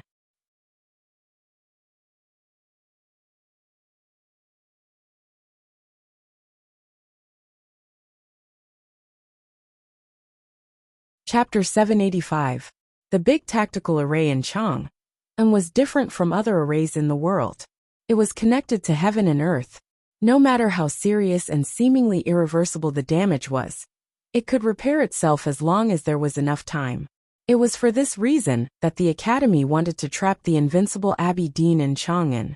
The Abbey Dean's purpose of entering Chang'an was clear. He wanted to destroy the city. There was only one way for the Abbey Dean to destroy Chang'an. He could only follow the crack in the God-stunning array. It looked like he was following the Vermilion Bird Avenue, but he actually stepped on the dim spots in the God-stunning array and entered the palace and the small building. However, there were countless knife marks on the road. The God-stunning array mobilized the chi of heaven and earth in Chang'an and followed the power of nature to force him out of the limitless state. Those knife marks were words, telling the Abbey Dean that the road was blocked. From the marketplace to the alley, the wind and snow were raging. The Abbey Dean's mind was as cold as his indigo gown. He was sure that he could not enter the palace before he got rid of the divine talismans. There was a direct and simple way to solve the dilemma, and that was to kill Ning Ke, who had used the divine talismans. So the Abbey Dean rode the wind and headed for Yinming Lake. Eldest brother sensed the indigo gown fluttering restlessly in the narrow alley. He knew where he was going with the limitless state. His heart became as heavy as his footsteps after he was injured. Using the limitless state in such a small area was like embroidery in the eye of a needle, and flying in a world of sand.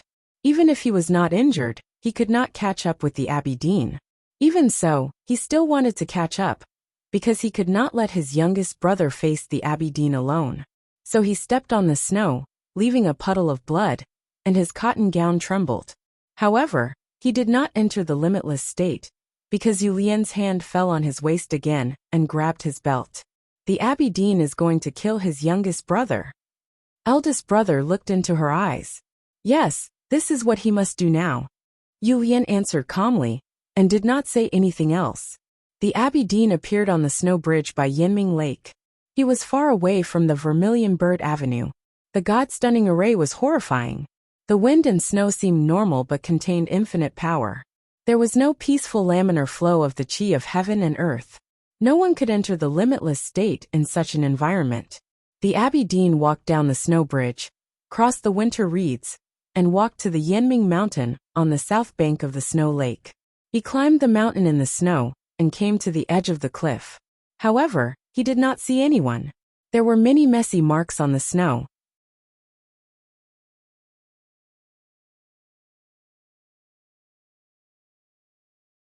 There were footprints and sitting marks, but most of them were scribbled handwriting.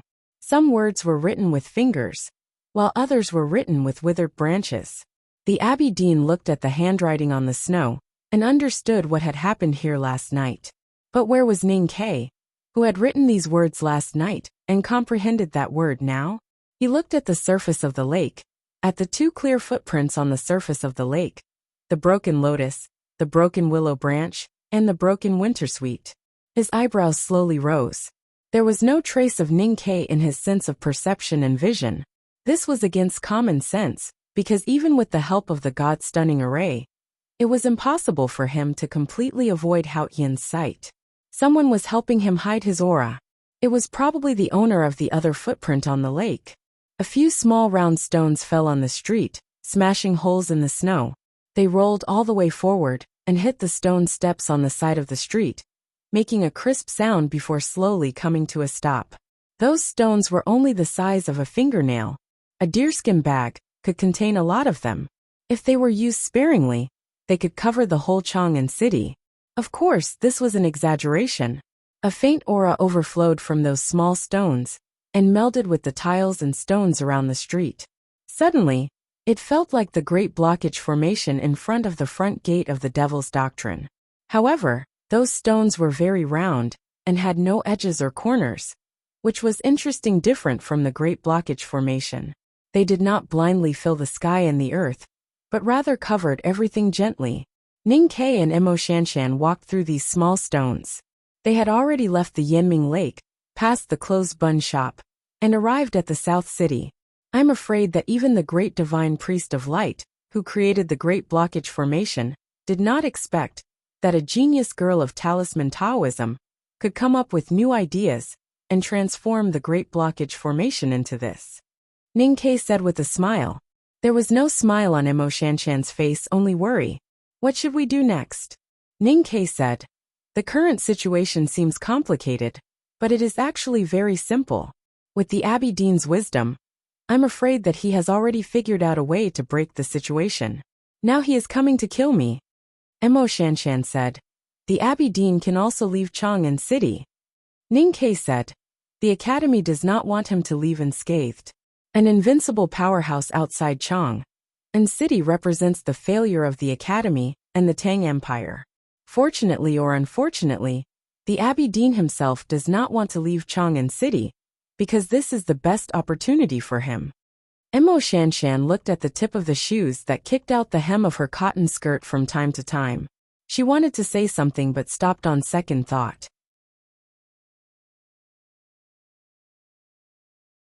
Ning Kai knew what she was thinking and said, Eldest brother naturally wants to save me, but third sister will definitely not let him come, because it is meaningless.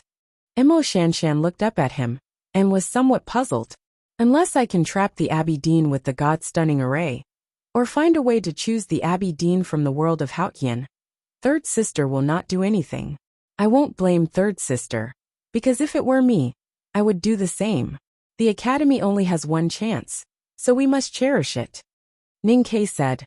Now I have to hide myself first, and then find the places where his footsteps fall. I hope I can trap him to death. Let's see who can be faster. Emo Shanshan did not say anything more. She stretched out her index finger and pushed up her glasses. Looking at a quiet alley in front of her, she said, Write it here. Ning Kai looked at the alley and raised his knife again. The knife mark disappeared with the wind and snow, leaving no trace, just like the flash of complex emotions on his face. There used to be two mansions in this alley, one for civil affairs and the other for military affairs. One was the official of council's mansion, and the other was the Xianwei general's mansion. One was his, and the other was hers. In a mansion, an old house covered with cobwebs and dust collapsed. Ning-Ke heard the sound of the house collapsing, but he did not look in that direction. He continued to walk forward with his knife in hand. Emo Shanshan followed beside him, throwing stones on the street. From Yinming Lake to Southern City, and then to Eastern City, the two fell and threw stones along the way, avoiding the Abbey Dean's eyes, and looking for a way to trap the Abbey Dean to death. The second floor of the building of pines and cranes collapsed, and the plaque of Chinjinji Cosmetics store was broken. Ning-Ke no longer needed Emo Shanshan to point out the direction. He held one end of the array pestle, and since the indigo robe floating in Chang'an City, he recalled the black umbrella that passed through Chang'an City years ago, and kept chopping. Finally, he returned to the familiar Lin 47th Street. He pushed open the closed wooden door of the old brush pen shop, looked at the long-lost calligraphy on the wall, and walked to the backyard. He took out his padao and chopped. A shrill cat's cry came from the wall, and the snow was kicked everywhere by the cat's feet. The well in the small courtyard broke, and the wall collapsed. To be continued. If you like this work, please come to Chidian.com to vote for me. Your support is my greatest motivation.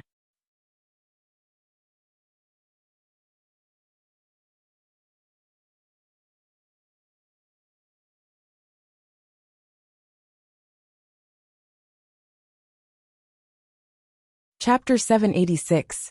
Aunt Wu's shouts and Boss Wu's scolding came from next door. Ning-Ke looked at the broken well in front of him, and smiled inexplicably. He turned around, and left the old brush pen shop with Emo Shanshan. They walked back to Lin 47th Street, and headed for the next place. He and Emo Shanshan walked in the streets like tourists who came from afar to appreciate Chang'an. They looked calm, but they knew that the current situation was very dangerous. The Abbey Dean still had the initiative. When the Abbey Dean felt that the God-stunning array could threaten him, he could easily retreat. But Ning-Ke could only wait passively. He avoided the Abbey Dean's gaze in Chang'an. He felt that the Abbey Dean was getting closer and closer. He needed help. Fortunately, there were many people along the way. Chang'an was very quiet in the morning. Few houses had smoke, and no one went out to sell hot and sour sliced noodle soup. Everyone was vigilant and uneasy at home. It was like a calm sea, but it was still a sea. Ning-Ke walked in the sea, and hid his position with the help of the aura of the sea. The Abbey Dean's figure appeared again. He looked at the wind and snow. His Cyan Taoist robe was badly damaged. There were even some wounds on his arms, but no blood flowed out. The talismans of Yi appeared more and more. The cracks in the God-stunning array were gradually mended. The most important thing was that knife marks appeared one after another in the deepest places. Looking at the direction of the old brush pen shop, the Abbey Dean showed an admiring expression and said, "I didn't expect that you could figure out the origin of everything so quickly. It's a pity that it's too late." Ning-Ke walked leisurely in the snow to find the place where the knife had fallen, but there was some sadness in the depths of his eyes. Occasionally he would sigh about the past. Emo Shanshan's knowledge of fighting was taught by Ning-Ke in the wilderness. She knew how cold and calm he was in battle, so she felt that his behavior was a bit strange. In such a tense battle, it was very unreasonable to sigh about the vicissitudes of life. If it were in the past, Ning-Ke would never allow such emotions to appear in him. We rented the old brush pen shop together. We bought the yard at Yinming Lake together. We planted the lotus flowers on the lake together. She liked to weave little things with the willow twigs by the lake. Of course, I taught her that when she was young. Ning-Ke said, "She likes to buy clothes at the lotus pond, because the things there are cheap. She only agrees to order noodles at the building of pines and cranes when she is happy. No matter whether she is happy or not, she likes to buy cosmetics at Chinjinji Cosmetics store. These are all places she frequents." Emo Shanshan didn't know why he was talking about this. She connected it with the broken lotuses, willows, horizontal boards, old wells and old walls along the way, and vaguely understood something. Now most of the traces we left in this city are basically gone. Ning-Ke looked at the brothel ahead and said, "But it's a pity." Emo Shanshan asked, "Why are you doing this?" Ning-Ke said, "These days I have been thinking about a question. What method did Haotian Taoism use to tear a crack in the God-stunning array? He Mingqi is good at scheming and hiding, but his state is too low. Even with the Abbey Dean's guidance, he can't do it. I once guessed that Haotian Taoism used 1,000 years to come up with some method, but after seeing what the Abbey Dean did after entering the city, I found that he didn't have this ability. I can't understand the origin, so naturally I can't think of a way to repair it. Until just now, when you said that you want to cut the broken lotuses and willows, I suddenly thought of a possibility. He said expressionlessly.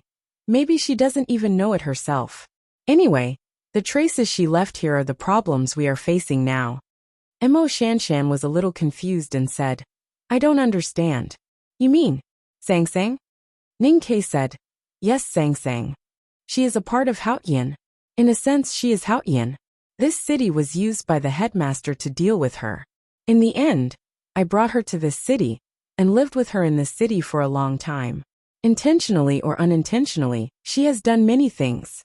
Mo Shanshan was very shocked and said in a trembling voice, this is just a guess. Ning Ke didn't continue to discuss this issue. Looking at the brothel in front, he said, only by cutting off all the traces and aura she left in Chang and city can we hope to repair the God-stunning array completely. But if we knew that we had to cut off the past today, why did we come to Chang in that day? After saying this, he smiled bitterly.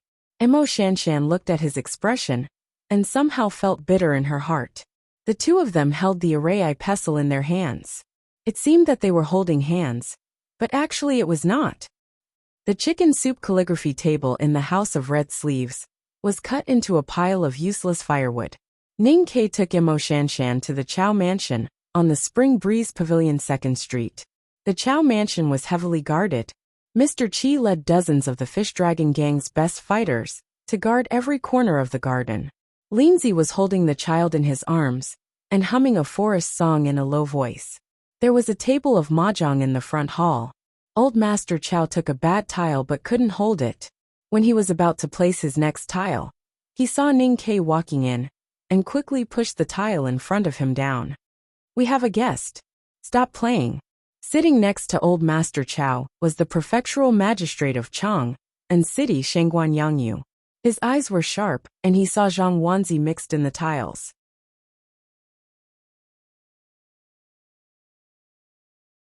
His heart was suddenly bleeding, but he had no choice but to stand up and greet Old Master Chow. Ning Ke said, nothing else. I just came to say goodbye. He bowed to Old Master Chow and said, I may leave first. Old Master Chow didn't respond, but the Grand Secretary Zheng Jing and his wife, who were sitting next to the table, suddenly changed their expressions. Mrs. Zheng said worriedly, be careful. Father-in-law, mother-in-law, please rest assured. Ning Ke bowed deeply and left the Chow Mansion with Mo Shanshan. Old Master Chow said, it seems that your son-in-law is going to marry a new wife. Mrs. Zheng spat. Then there was silence. No one was in the mood to continue joking. Everyone in the hall guessed why Ning Ke made a special trip to the Chow Mansion. His only family in the human world was here.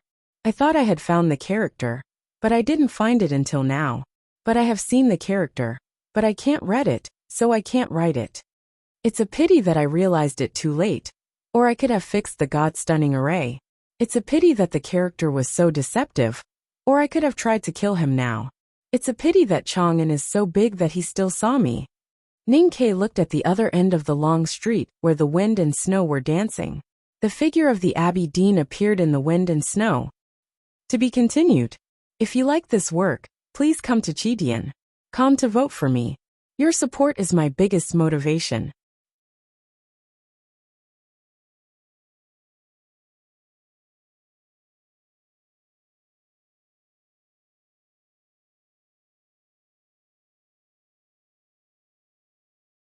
Chapter 787.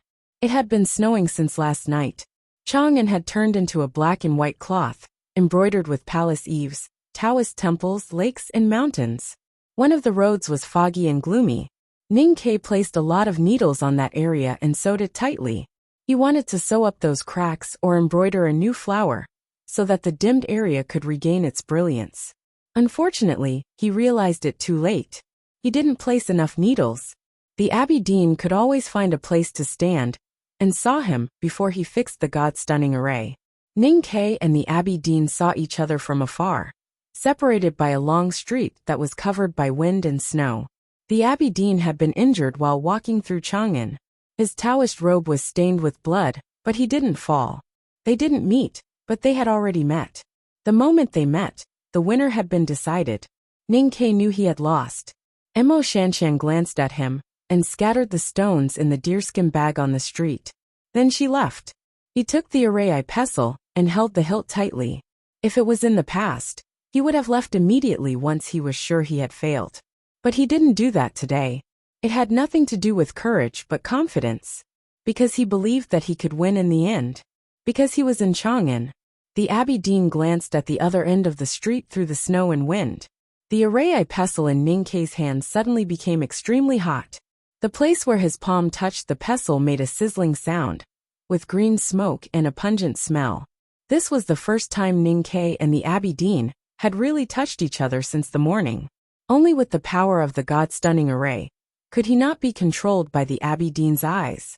The power of the God-stunning array spread to the street through the array pestle, protecting his body and mind. The array pestle was a passage which had endured an unimaginable amount of aura of heaven and earth, and rapidly heated up.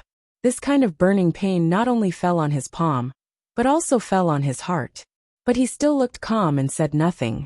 Since it was hot, he could fight. Even in Chang'an, you are still too weak.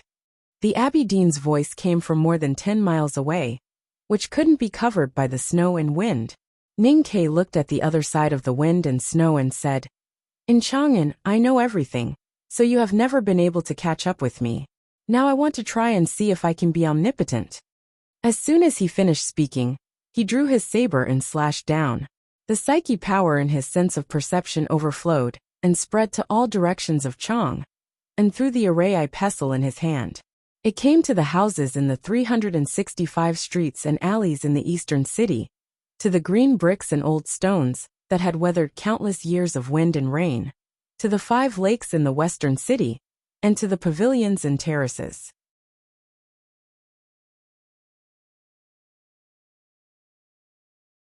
An ancient and desolate aura spread out from the cracks between the bricks, slowly rising from the depths of the lake covered in ice and snow, and from the depths of the foundations of the pavilions and towers. The old beams creaked, and the limestone slabs produced dust that had accumulated over the years. The hot springs that gushed out from the bottom of the 5 lakes became hotter and hotter.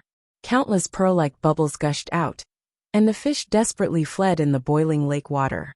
If you go, you come back. The God-stunning array sensed the summoning of the psyche power from the array pestle, and returned the boundless aura of heaven and earth to the Vermilion Bird Avenue, to the front of him, and to the front of his blade. Ning Ke chopped the city out with one chop. On the snow street, there were countless slash marks. With a sizzling sound, they broke the walls and cut the ground. These slash marks were in pairs, and each pair was a powerful divine talisman. These slash marks condensed the aura of heaven and earth of Chang, and were extremely powerful. Each slash mark was above the 5 states, and blocked the entire Vermilion Bird Avenue. The slash marks were like cutting grass, and killing people was like cutting grass. The eaves and walls were broken, the beams were broken, and the stones and gravel were all shattered. Everything it touched was like withered grass. The slash marks came with the city. The Abbey Dean's indigo robe trembled slightly, and then he disappeared. A slash fell on the street, and with a crisp crack, the limestone slabs were broken. The air on the street was also broken. The Abbey Dean fell back on the street, stepping on the snow. A wound appeared on his left leg. He looked at it, and the bleeding stopped. The wound was as white as jade. Countless slash marks came from the other end of the long street, more than a dozen miles away. The Abbey Dean disappeared again, and performed the limitless technique in a small space. The slash marks made by Ning Ke carried the aura of Chang, and cut him out from the interlayer of the chi of heaven and earth. The Abbey Dean disappeared and reappeared from time to time. When he reappeared, he was at the entrance of the alley, at the workshop gate, and in the shabby yamen. He was like a divine elephant. Every time he reappeared, there would be another wound on his body. He was the most powerful cultivator in Hautian Taoism for 1,000 years, and now the most powerful man in the world. But facing the power of the entire Chang'an, he could only passively defend. Ning Ke wanted to know if he could be omnipotent in Chang'an. At least for now he seemed to be. The Abbey Dean was cut out from nothingness by the slash marks again. There was a tiny wound on his forehead, right at the end of his eyebrow. The broken eyebrow was like a broken dike, and blood slowly flowed out from the thin line like water overflowing the dike. He looked at the other end of the long street, and his expression gradually became solemn. He suddenly raised his palm, and slowly brushed it down in front of him, like an ancient Buddha brushing his face to show his sorrow, or like the face-changing tricks in the Song Kingdom's ancient plays. He wanted to erase the face. The Abbey Dean's slowly falling palm did not erase the blood, nor did it turn the thin line wound into a golden line. It only added a layer of frost to the broken eyebrow and eyelashes. An aura of quietus shrouded his body. At the other end of the long street, another slash came through the snow. The cold wind came first. The Abbey Dean's green sleeves fluttered, and his body expanded in the wind, as if he had become countless times bigger, and was about to break through the sky. In fact, he was still standing on the street, and he was still an ordinary Taoist. But his body gave off an aura as vast and boundless as the sea. Ning Ke's slash marks arrived. They arrived at Chang'an. The aura of heaven and earth changed violently. In the wind and snow on the Vermilion Bird Avenue, there seemed to be countless people crying. In an instant, he was hit by dozens of slash marks. Ning Ke's slash marks were all above the 5 states, and had the power to cut mountains and break rivers. But the Abbey Dean was already quietus. He was emotionless and senseless, without pain or fear. Ning Ke's talisman had the power above the 5 states, and it carried the power of the God-stunning array. On the Vermilion Bird Avenue, it was like the raging waves on the sea of the Kingdom of Song. But the Abbey Dean was already boundless. Both his aura and his body were as vast as the ocean. No matter how powerful the slash marks were, they could only cut a person who did not feel pain. No matter how horrifying the raging waves were, they fell into the ocean and were just a corner of the picture. Quietus and boundless, the Abbey Dean used 2 powers above the 5 states at the same time, and made the 2 become a perfect combination. The wind and snow calmed down again. The Abbey Dean walked forward calmly. Ning Ke's slash marks only left some tiny marks on his body. Some of his eyelashes fell, some of his clothes were cut, and some of his cloth shoes were cut. Other than that, there were no other wounds. Ning Ke looked at the approaching Abbey Dean and said, "So you are a flying ant. I wish everyone a happy holiday." To be continued. If you like this work, please come to Chidian.com to vote for me. Your support is my greatest motivation.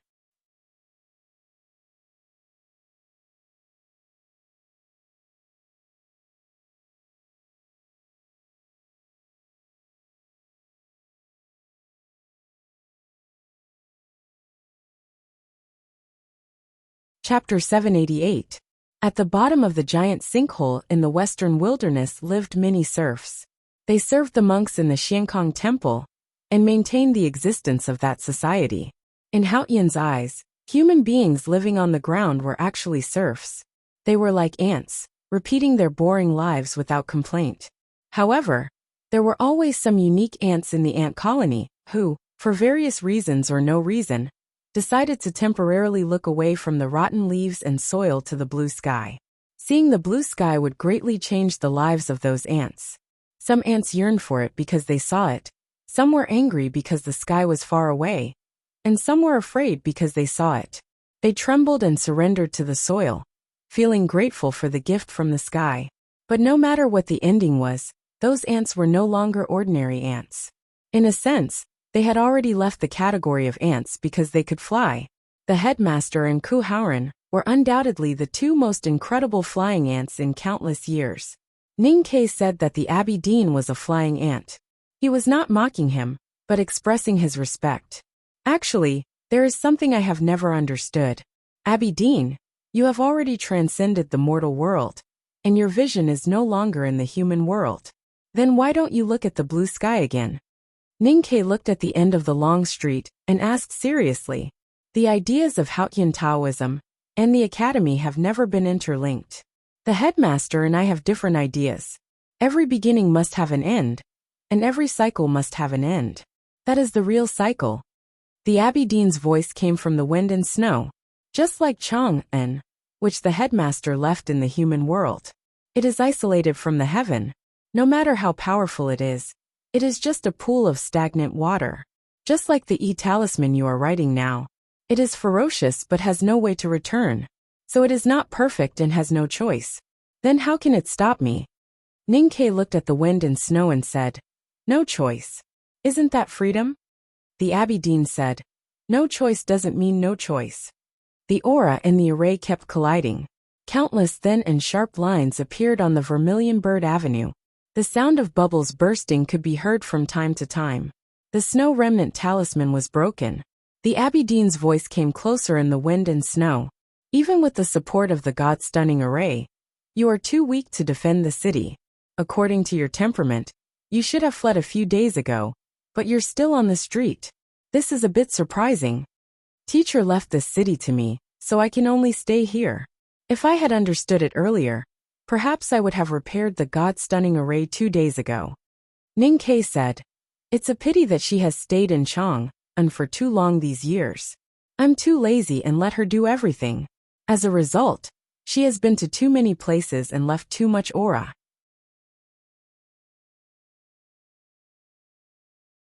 From this point of view, the danger in Chang'an is our responsibility. You're right. If it were in the past, I would have escaped from Chang'an a long time ago. But since it's her and my responsibility, and she's dead now, I have no choice but to stay and shoulder it. Because she's my wife, I have to pay for it. The Abbey Dean knew who he was talking about and said, "Even though you know you can't defend it?" "Because we know we have to defend. Even if we know we can't defend, we still have to defend." Ningke said, "This is my Jishou." After saying this, he looked at the figure in the wind and snow that was getting clearer and clearer. He clenched the hilt with both hands, slightly bent his left knee, and tightened his body like a bow. Then he swung the blade down. He knew what the Abbey Dean said was right. He hadn't found that word yet, so he couldn't perfectly mobilize the God-stunning array. The only divine talisman he knew before was the 2 horizontal talisman, which represented cutting and absolute stubbornness. But it also represented the parallel opposition, and it was difficult to connect with the surrounding heaven and earth. Last night, he comprehended the talisman of E.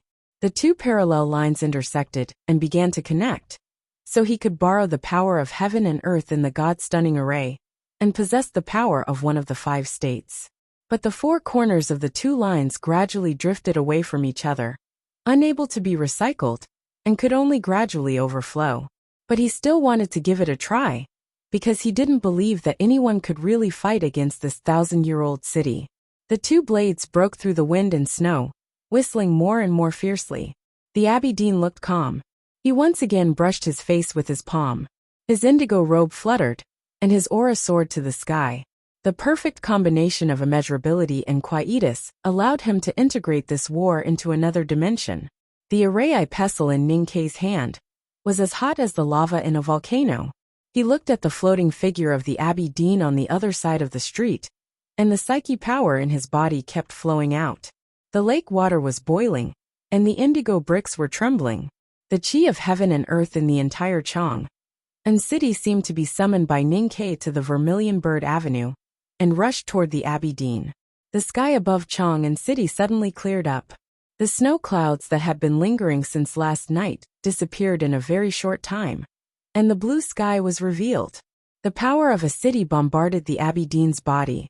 Almost at the same time, countless thunders fell from the sky and bombarded the city. The Abbey Dean's figure was indistinct in the wind and thunder. The anger of Haotian and the power of the human world collided with each other through the bodies of the Abbey Dean and Ning Quebec.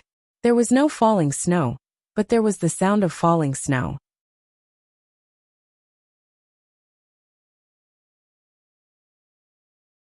It was a blizzard.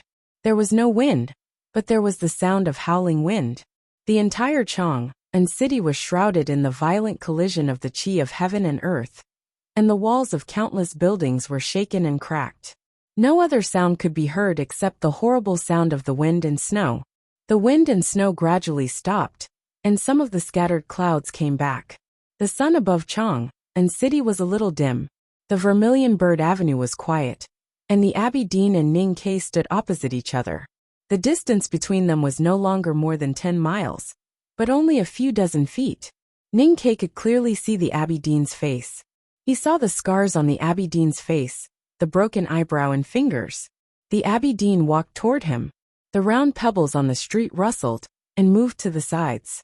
Ning Kei lowered his head and coughed. He seemed to be in great pain, and blood flowed from the corner of his mouth. Then he suddenly looked up at the Abbey Dean and punched without warning. His eyes were very calm, and therefore very cruel. He was like a young male tiger staring at its prey on the grassland. He stood where he was and waved his fist. His fist came to the Abbey Dean's face more than 100 feet away. Since he started cultivating the Great Spirit into the devil, his body and strength had become more and more terrifying. Therefore, he never worried about close combat. He had been waiting for the Abbey Dean to come to him.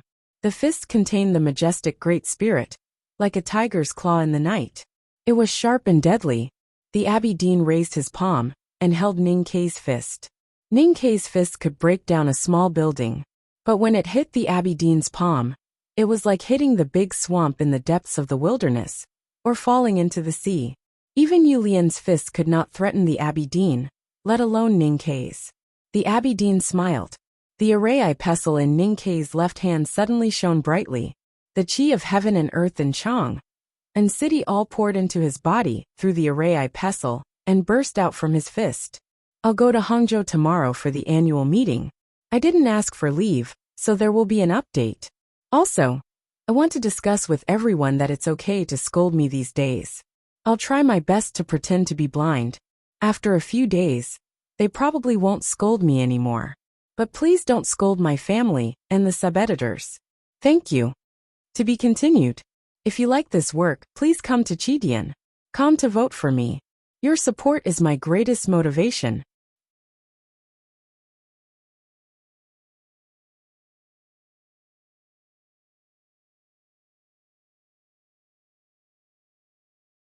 Chapter 789. Thunder roared on the Vermilion Bird Avenue. The Abbey Dean and Ning Kei's fists and palms collided. Countless auras burst out from their bodies and shot out in all directions. Wherever they touched, bricks and stones were destroyed, beams and trees were broken, and houses along the street collapsed. An unimaginable majestic power smashed into the Abbey Dean's palm from Ning Kei's fist. He was like a bridge that connected Chang and city and the Abbey Dean. The violent chi of heaven and earth rushed out from his bones and flesh, putting him under a great burden. He was suffering. His joints cracked, his eyelashes were slightly burnt, and his body trembled violently. Blood kept flowing out from his lips and fell on the snow. But he was smiling. The Abbey Dean's palm had 3 broken fingers, which were as clean as jade. At this moment, the fingers suddenly burst and blood seeped out. Then, 3 streams of blood shot out and fell on the snow. The smile on his face froze, but it did not fade away. A snowflake floated in front of his eyes and swept past his eyelashes. The color of his pupils gradually faded. Or in other words, the color of the snowflake began to darken. It was gray. The Abbey Dean's eyes turned gray, like the haze above the abyss. This was the second time that his eyes turned gray today. It was the second time that he used the secret method of Haotian Taoism, gray eyes. The secret method of Haotian Taoism, the gray eyes, was specially used to suck the psyche power and spirit of cultivators. It was very evil and horrible. Prince Longqing learned this method from the Sha hand scroll of the Tomes of Arcane, and then absorbed the peerless power of the half-man Taoist. That was how he became a powerhouse in the wilderness from a useless person. The Abbey Dean's gray eyes were tens of thousands of times more powerful than Longqing's. Facing his gray eyes, which were like the bottom of a dry well, even someone as strong as Yu Lian felt angry and scared. What could Ning Kei do? He felt the horrible sucking power, like a black vortex on the Abbey Dean, and the wind blowing on his cheeks. His expression did not change, and he was calm as usual. He did nothing, because the Aberdeen's gray eyes did not affect him at all. Both the psyche power in his sense of perception and the great spirit in his chest stayed where they were. The Aberdeen could not take away any aura from him, not even the smell. The Aberdeen raised his eyebrows. Ning-Ke took a deep breath, and his chest puffed up like a war flag being blown by the strong wind. The cold wind and snow in front of him were all sucked into his lungs. The blood that spurted out from the Aberdeen's severed finger turned into a bloody mist and was sucked into his mouth. There were some blood stains on the corner of his lips. Apart from his own, the rest belonged to the Aberdeen. This scene looked very strange.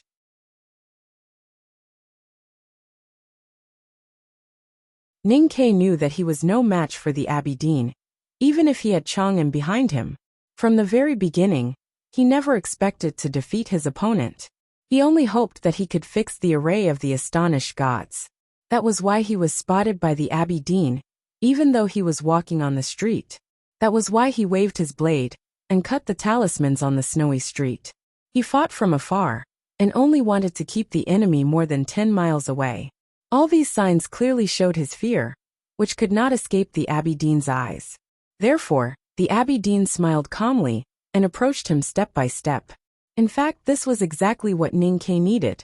In a large-scale battle with the city of heaven and earth as the battlefield, he could not find any chance to defeat the Aberdeen. On the contrary, if he was close enough, he might find a glimmer of hope and despair. Because he was good at close combat. After joining the devil, his body was as hard as stone, and he had terrifying strength. Most importantly, he had the Arrai pestle in his hand. In the morning, he saw the battle between the Aberdeen and Third Sister by the Yanming Lake.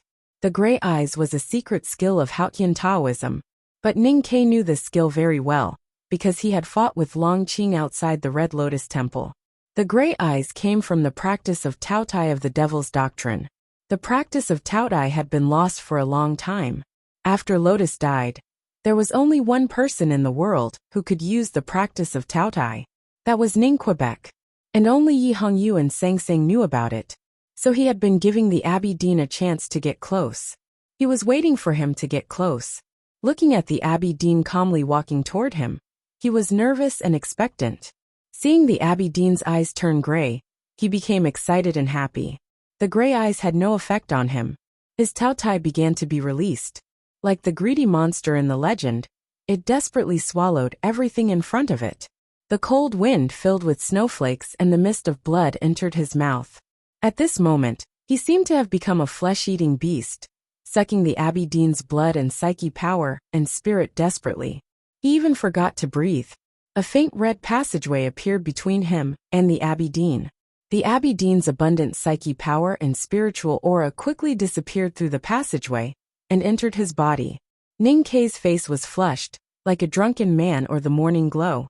His eyes were as bright as a golden pond, which was about to swallow the figure of the Aberdeen. He clearly felt that a pure and clean aura, like water, kept flowing into his ocean of chi and mountain of snow, cleansing his body. He knew that was the most essential aura of the Aberdeen. The practice of Taotai was far more powerful than the gray eyes. Once it was used, it was almost irreversible. Ning-Ke looked at the Aberdeen, who was close at hand, and smiled.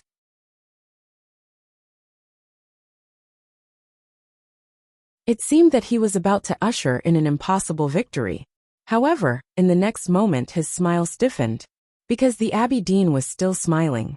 The Aberdeen's spirit and psyche power were disappearing at a terrifying speed, but he was still smiling. His eyes were no longer gray, but as calm as a lake with a hint of mockery. His smile was still calm, as if he knew all the changes in the world. Ning-Ke suddenly felt that the water-like aura turned into ice. It was not just a psychological change, but something that actually happened in the objective reality. The aura that washed his snow mountain, ocean of chi, and bone marrow like clear water suddenly turned into ice. Now it turned into countless ice shards and snowflakes, covering every part of his body. It was not because of the practice of Taotai that the Aberdeen's aura changed. It was because another aura of the Aberdeen was swallowed into his body. It was an aura of absolute quietus. Heat was a kind of movement. Coldness was the reduction of the intensity of movement. Quietus would bring absolute coldness. Looking at the Abbey Dean, Ning-Ke knew that he was wrong. Any fighting awareness was meaningless in front of a huge gap in strength. Even if he used Taotai to fight back the gray eyes, he could not fight back as long as the Abbey Dean gave him a wisp of quietus above the 5 states. His body suddenly became stiff and cold, and he could not move. The snow fell on his face, as if it would never melt. His sense of perception began to freeze. His body and mind became a cold and dead world. He was connected with Chang'an, but he still could not break this world of quietus. Even the whole Chang'an city began to freeze. I was on the way today. I took a plane to a train and arrived in Hangzhou at night. I wrote this chapter last night. I hope the journey is smooth and not too tiring. To be continued. If you like this work, please come to Chidian.com to vote for me. Your support is my biggest motivation.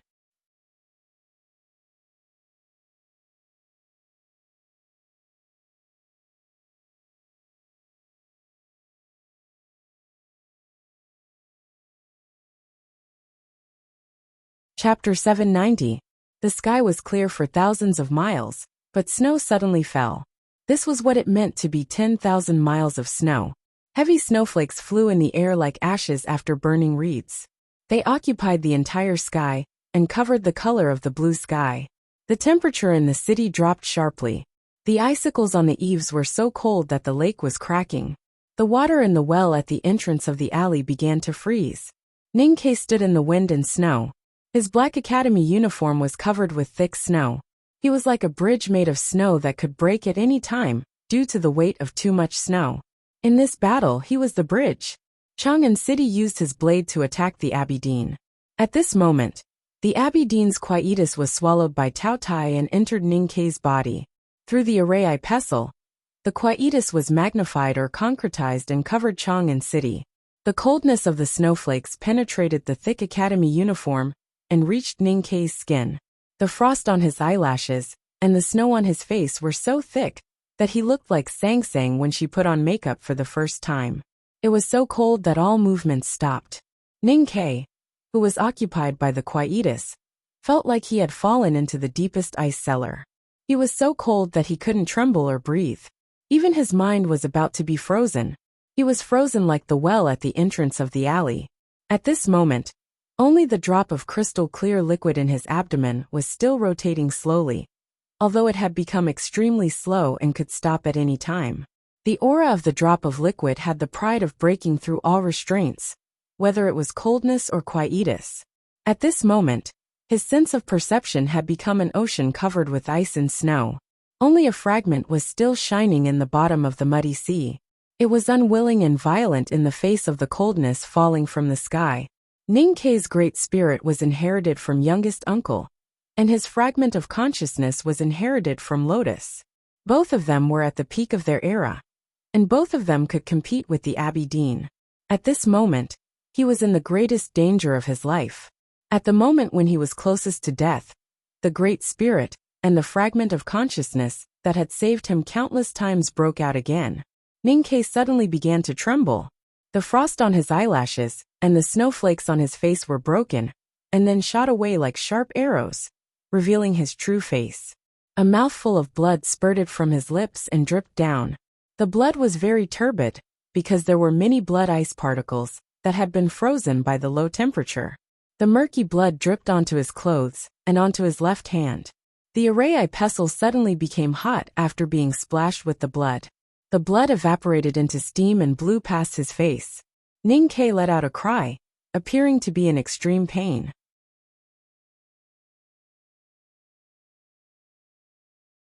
The ice armor on his black academy uniform was shattered, like snow being brushed off a stone bridge, revealing his true appearance. He suddenly opened his eyes. His hands trembled slightly as he exerted his strength to break through the ice and snow. Then he let go of the saber. He had to seize this moment of awakening. He held the two ends of the array pestle with both hands and swept it horizontally in front of him in the snowstorm. Two lines were drawn in a single sweep, two perfectly parallel lines. The fierce talisman intent suddenly burst out in the wind and snow. Two horizontal character. Under the cover of talisman intent, Ning-Ke stepped on the ice and snow, leaped backward and rushed dozens of feet away. The Abbey Dean had proven that he was invincible. Even though he had a city, he was still no match for him. He had almost died from a single glance. Therefore, all he wanted to do now was to leave. The further he stayed away from the other party, the better. On the Vermilion Bird Avenue, two fierce talisman intents appeared, like two refined sharp blades. The Abbey Dean raised his right arm and pointed with his finger. Know the masculinity and defend the femininity, known as the stream of the world. Know the black and defend the white, known as the style of the world. Know the glory and defend the humiliation, known as the valley of the world. The Abbey Dean used the finger of the world. The finger intent completely ignored the two talismans on the snow street and flew away. Ning Ke was still moving backward, and a bloody hole appeared on his knee. He fell backward, and a bloody hole appeared on his shoulder. After several soft sounds, 7 bloody holes appeared on his body. The Abbey Dean used 7 fingers, which coincided with the will of heaven, to cut off humanity, to cut off one's way of survival. Fresh blood flowed out and stained the white snow under Ning Quebec. At this moment, he could only sit in an extremely ugly posture and had no strength to wield his blade. The Abbey Dean said, "Ingenuity is a small skill." Ning Ke understood that the Abbey Dean was commenting on the previous battle. He had to admit that the Abbey Dean was right. No matter if it was showing weakness or luring the enemy to get close, it was not a great way for a real battle. Your current state is still far from the real great way. No matter how strong your desire is, it can't make up for it. Not to mention that you have taken a wrong path. The Abbey Dean walked slowly, and the wind and snow parted him. I have seen your calligraphy. It is different from others. I don't like it, because you don't know how to use a clumsy brush. And that word is too heavy, so you have to use a clumsy brush. Ning Ke raised his arm with some difficulty, and wiped off the blood on his chin. He said, "If there is a chance in the future, I will remember your teachings and learn how to use a clumsy brush. There is no future."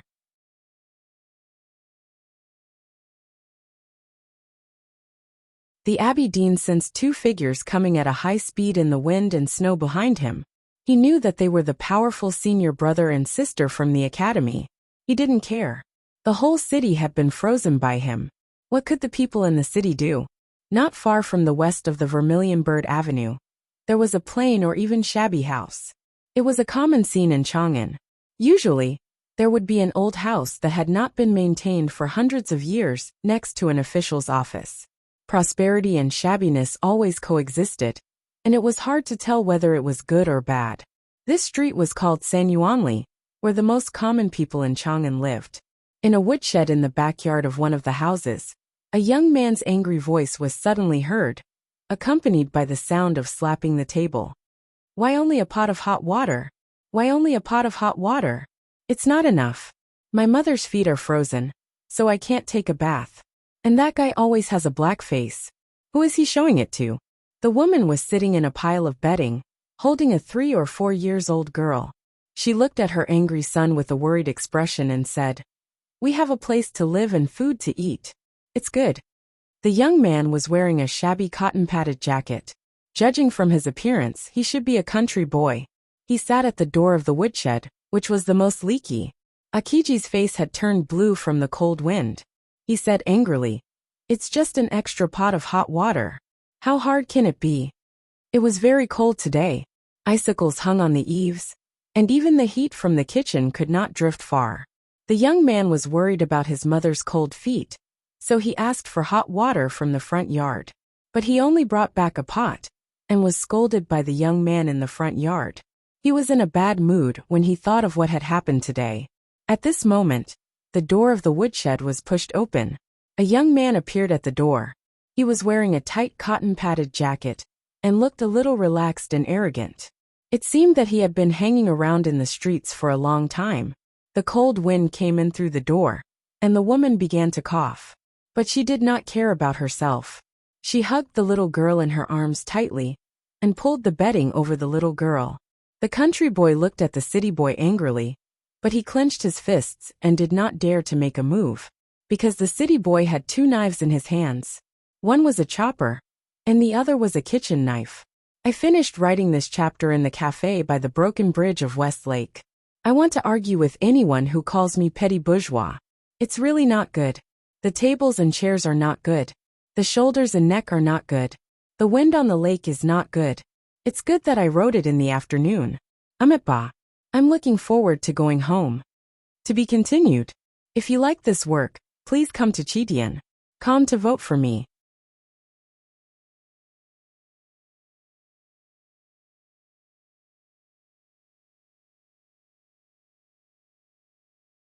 Your support is my greatest motivation.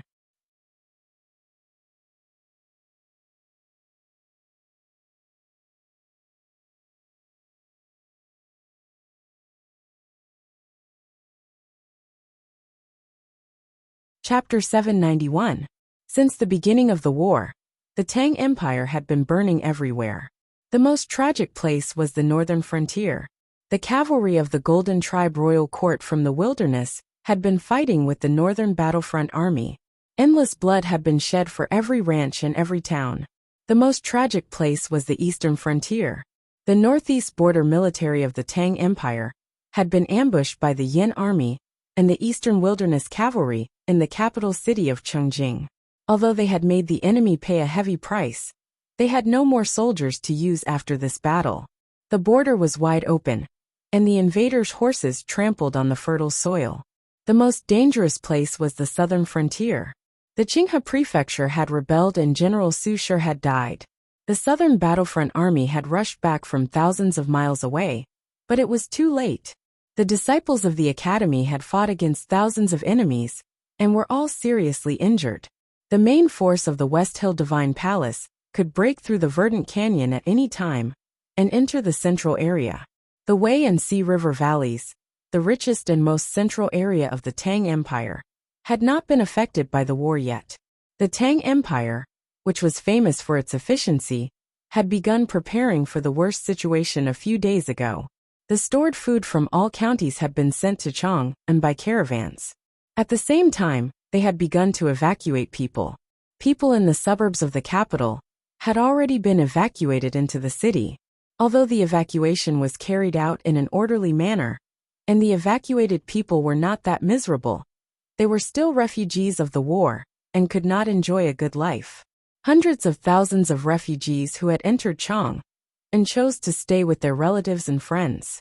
Those who had no relatives or friends in the city were forced to stay with the families in the city by the prefectural magistrate. Haichuan County of Tianbao Prefecture was very close to Chang'an. The young man from the countryside, his mother and younger sister were from Haichuan, but they had no relatives or friends in the city. Therefore, they were arranged to stay with a family in Sanyuanli, which was close to the Vermilion Bird Avenue, and usually had spare rooms. This arrangement was more appropriate. The young man from the countryside had been living in this family for several days. Every day, he had 2 hot meals to eat. Although he was living in a woodshed, and the master had brought several blankets, he was still living under someone else's roof after all. There were many inconveniences. Who wouldn't miss the hot Kong, pickled vegetables, and fatty meat at home? This was the arrangement of the imperial court, and the government had promised that all expenses would be refunded afterwards. At such a critical moment, this family in Chang'an would not have any objections.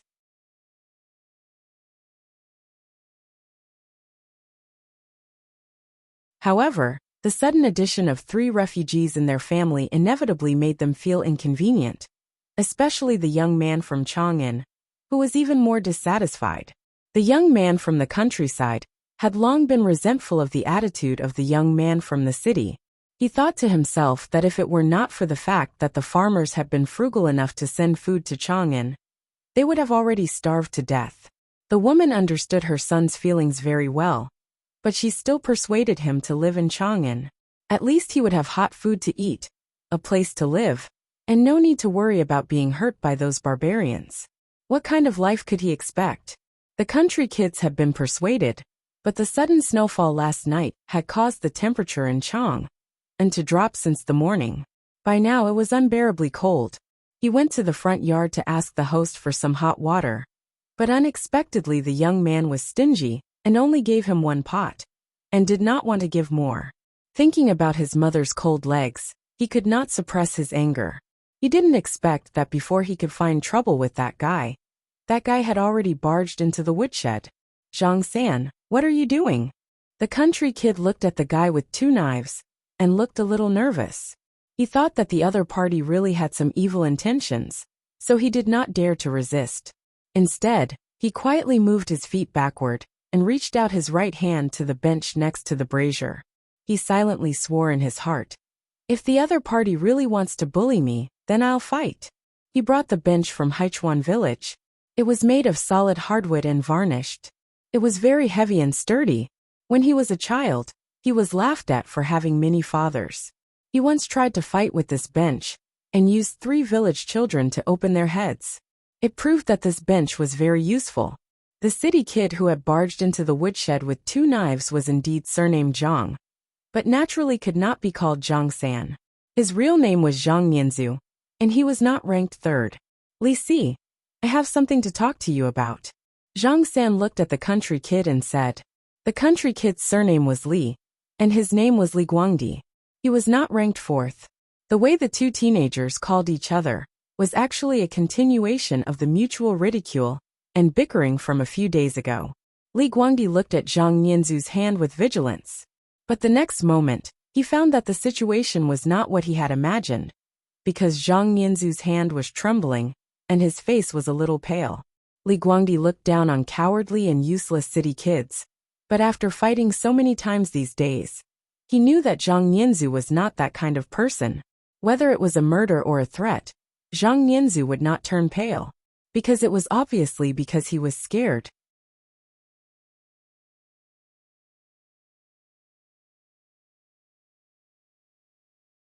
Zhang Nianzu looked at Li Guangdi and said, I saw a monster. His face was pale, and the kitchen knife and chopper in his hand were trembling violently. There was even a sound of wind. Zhang Nianzu swallowed with some difficulty, looked at Li Guangdi and continued saying, My family is very afraid, and no one dares to fight that monster on the street, but I want to try. Li Guangdi was a little confused and asked, What monster? Zhang Nianzu said, A guy in cyan clothes, with only 2 fingers on his left hand, but he can walk half a street with 1 step, and he can summon the wind and rain. He is a monster no matter how I look at it. Hearing this, Li Guangdi knew what he was talking about, and his face suddenly became ugly.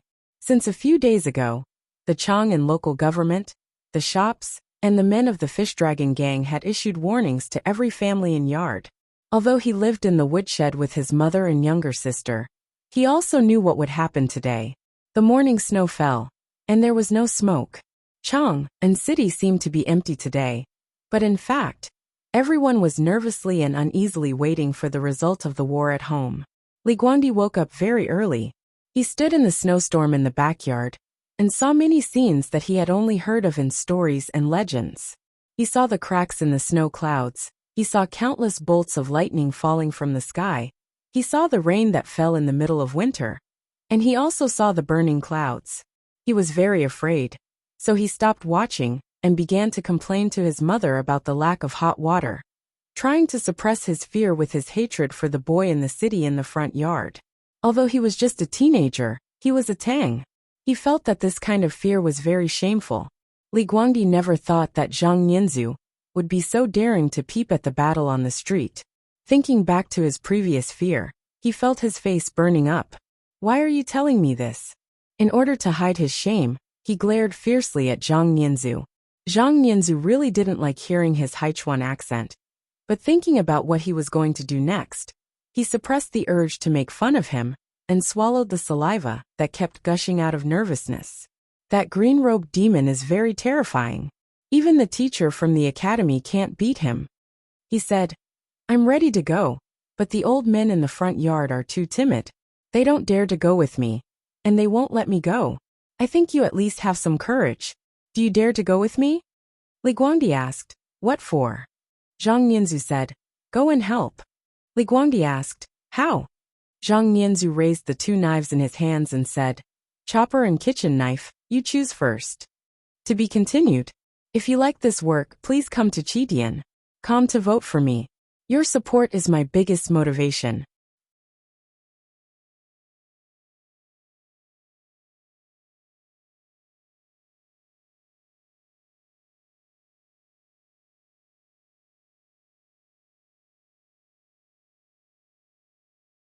Chapter 792. Li Guangdi was stunned. He looked at the two knives in his opponent's hands, and did not know what to say. Zhang Nianzu said anxiously, "We are about to lose. What are you doing here?" The woman finally understood and was scared. She said, "You are so young. What can you do to help?" Zhang Nianzu waved the knife in his hand and said, "If you have a knife, you can cut people. I have seen many duels in Chang'an and blood. I know how to cut people." Li Guangdi hesitated and looked back at his mother. He did not have a father since he was a child, and was very filial to his mother. Even when his mother gave birth to a younger sister, he did not change his attitude towards his mother. Zhang Nianzu was a little angry and said, "Country people are really cowards." After saying this, he turned around and walked out of the courtyard.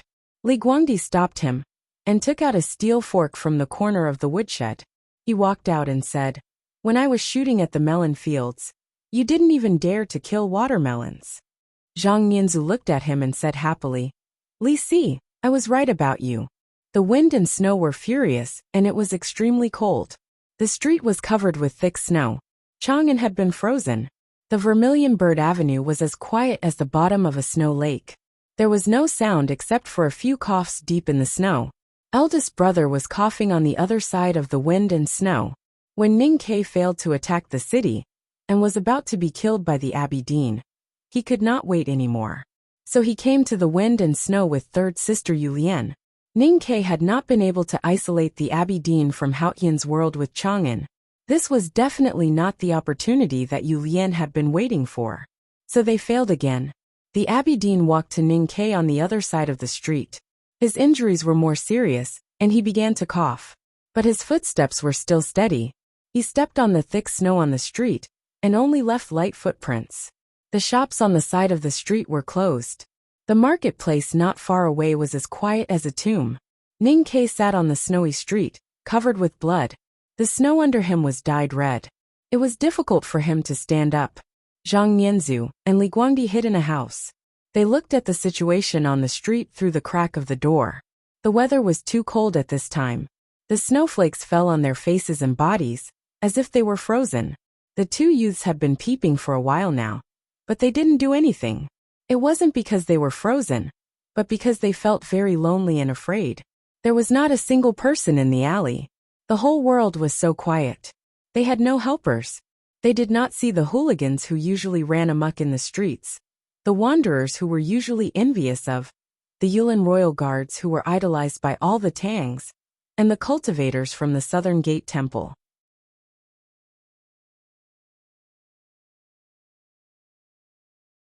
They could only see each other's pale faces and nervous and fearful eyes. They were brave, but after all, they were just ordinary teenagers. When they saw the master of the academy being defeated by the green-clothed monster, the fear that had been diluted by their hot blood once again occupied their bodies and minds. "What should we do?" Zhang Nianzu's voice was a little trembling. It sounded like he would cry the next moment. But he thought that it was his own suggestion, and he didn't want to be looked down upon by the country kids. So he forced himself to hold it in. Li Guangdi was relatively calm, but his pale face revealed his true feelings. He looked at the green-clothed Taoist, walking on the snowy street, like an immortal through the crack of the door. He said in a trembling voice, "I'll listen to you." Zhang Nianzu wanted to swallow his saliva to calm down, but found that because he was too nervous and afraid, his lips and tongue were extremely dry. There was no saliva at all. He couldn't help but feel ashamed.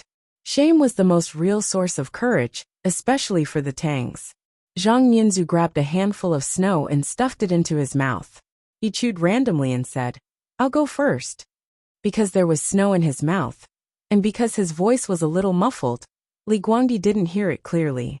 The next moment, he suddenly saw Zhang Nianzu kick open the wooden door and run to the snowy street with a knife. Only then did he understand what had happened. He quickly grabbed the melon fork and followed. When he arrived on the snowy street and saw the green-clothed monster, the courage that Zhang Nianzu had gained from the stimulation of the ice and snow suddenly disappeared. His arms were limp and powerless, and the kitchen knife and hatchet in his hands were dragged behind his body. His posture was very comical, but he still ran. "Monster, give me your life," he shouted. Li Guangdi carried the melon fork and rushed behind him. His face was paler than the snow on the street. His arms kept shaking, and it seemed that the fork would fall to the ground at any time. F*CKU, he shouted. They didn't know who the green-clothed Taoist was, nor did they know who his mother was. But they knew that he was a monster that even the master of the academy couldn't defeat, so they knew that he was very scary. They were afraid, but they still rushed over. Because they had a breath in their chest and abdomen. They probably didn't know what that breath was, because they had no strength. But they knew that if they didn't rush over, they would look down on themselves. Chang'an was silent in the wind and snow. The Abbey Dean was invincible. At this moment, 2 teenagers from Sanyuanli rushed out with a kitchen knife and a hatchet, and a steel fork that was used to guard the melon fields. Their voices were very shaky, and it sounded like they were crying. They cried and rushed to the unimaginable enemy. The scene looked funny.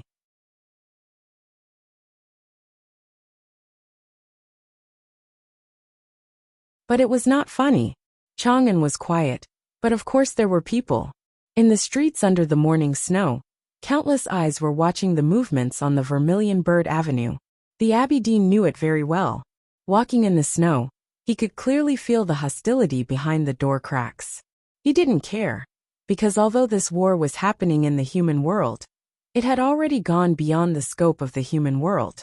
No ordinary people were qualified to participate in this war. The fact that the Academy and the Tang Imperial Court didn't use any military power in today's war was proof. So when he saw the 2 teenagers rushing to him with knives and forks in their hands, he was a little surprised. The Abbey Dean's expression froze. And then he understood and calmed down like the snow melting. He looked at the 2 teenagers and smiled. It was not mockery but pity. But there was no respect either, because that was the value of the secular world. He was the spokesperson of Haotian. He looked at the 2 youths, as though he was looking at ants on the ground from a high and mighty Haotian.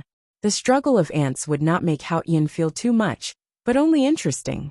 There was another person on the snow street. Ning Ke, who was sitting in the blood snow, changed his expression slightly. There was a subtle change in his expression. It was not a small change. It was a sudden change. Looking at the 2 teenagers, he realized that there was such a thing as meaning in the world. What he had done for Chang'an was meaningful. In other words, the city of Chang'an and the people living in it were worth working hard for, such as the 2 pale-faced and staggering youths. To be continued. If you like this work, please come to Chidian.com to vote for it. Your support is my biggest motivation.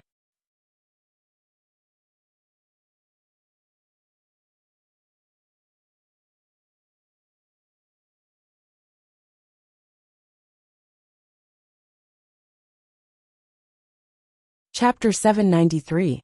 I didn't write today, not because I wasn't feeling well, but because there was a knot in my chest. I can't blame anyone but myself, because the unhappiness of the readers was caused by me. It was entirely my responsibility, and had nothing to do with the weather or my illness. That's why I'll write 2 chapters of 3,000 words tomorrow, to fill in what I wrote today. If there are no problems with the inspection the day after tomorrow, I'll try my best to update 2 chapters a day. Below is the main text. Some readers saw the epilogue of other authors, and asked me why I had time to drink during the 3 days in Hangzhou, and didn't have time to write. I wanted to explain, because it seemed like it was too much.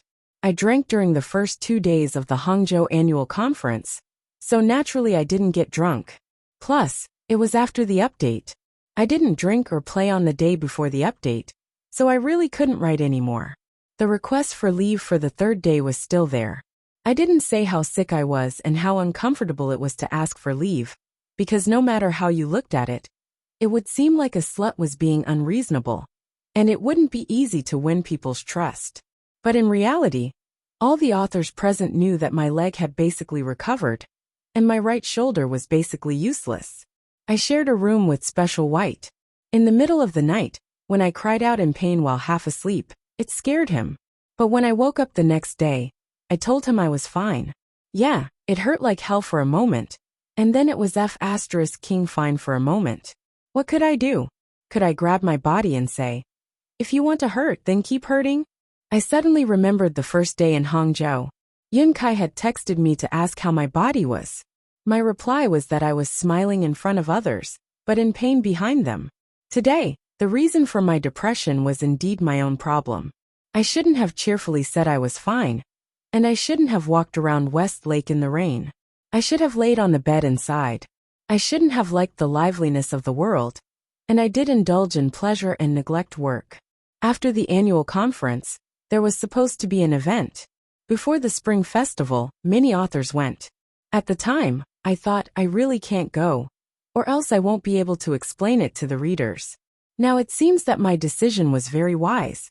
Of course, it would be better if I could write more. No matter what, it is a fact that I haven't been updating recently. I apologize again for this. After the inspection, I will resume updating for a long period of time.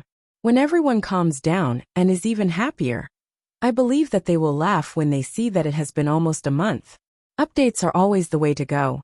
I don't ask for more, but I ask for stability. I understand this, and I will try my best to achieve this. I hope you can give me one more day of patience.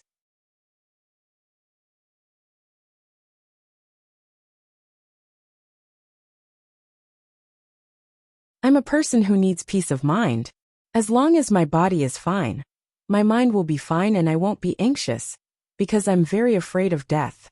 When the time comes, I'll naturally happily throw myself into the business of writing, and I'll let you happily forget all the interruptions and unhappiness.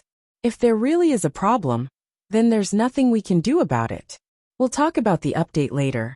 I wish you all the best. To be continued. If you like this work, please come to Chidian. Come to vote for me. Your support is my greatest motivation.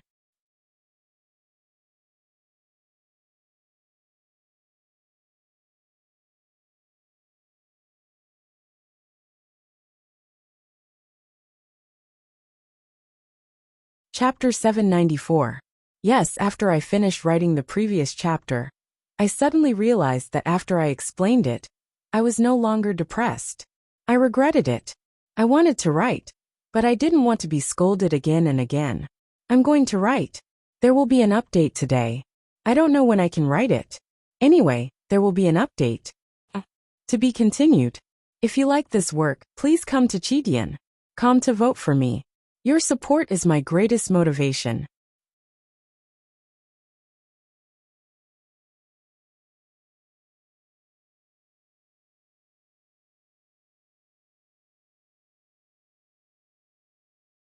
Chapter 795.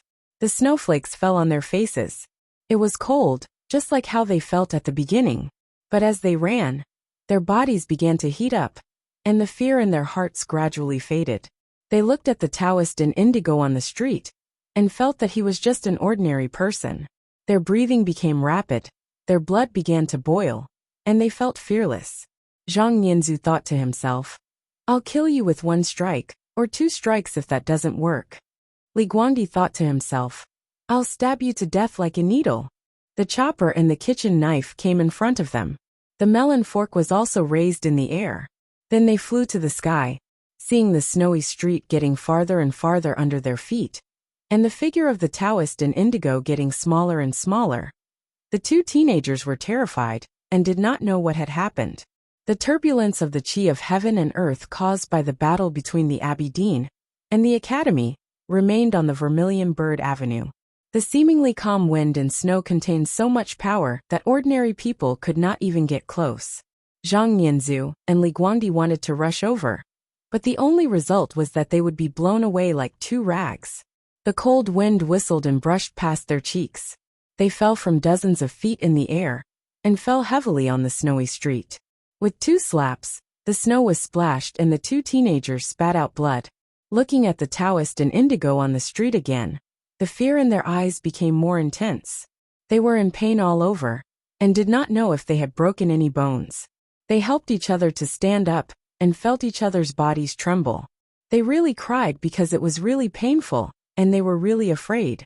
They wanted to wipe their tears, but found that they could not. This made them feel ashamed, so they cried even harder, and felt even more ashamed. So they raised their knives and forks, crying and rushing to the street again. No official would pay attention to ants crawling by their shoes, and no driver would pay attention to the praying mantises waving their claws by the state highway. After glancing at the two Tang teenagers at first, the Abbey Dean did not pay any more attention to them. He walked calmly on the snowy street, like an immortal or a crane, unstained by the snow and dust. Ning Ke looked at the two teenagers who were running for their lives, and his heartbeat inexplicably accelerated. It was as if he saw a praying mantis struggling to block a wheel, or an ant supporting the sole of a giant's shoe. He knew that the two teenagers could not change anything, not to mention the fate of Chang'an City, just like how he could not change anything at this moment, including the fate of the two teenagers. He was exhausted, helpless, and extremely unwilling to accept everything that had happened in this snowstorm.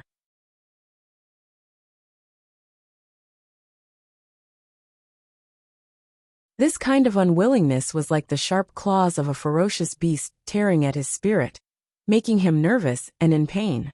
With just a little bit of force, his body began to bleed, but he endured the pain and slowly stood up with trembling legs, because he knew that the two youths were about to die. He wanted to watch these two youths die. He wanted to stand and watch them die. Zhang Nianzhu and Li Guangdi did not die, because they were limping and running at a slow speed. Then something arrived in front of the Abbey Dean.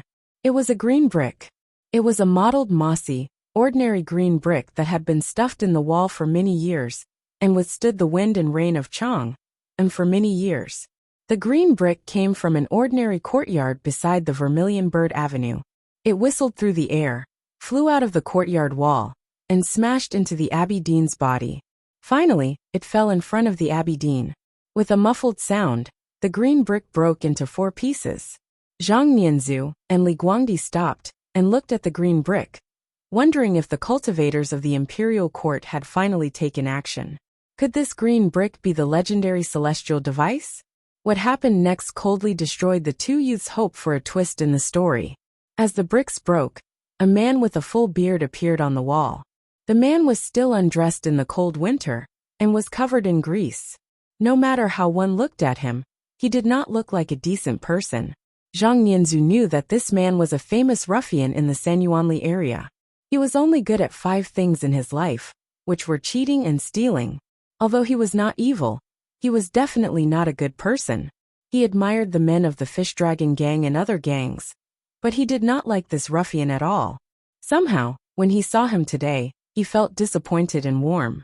It was probably because of the ruffian's appearance that he and Li Guangdi no longer felt as lonely and helpless as before. The ruffian did not dare to get off the wall.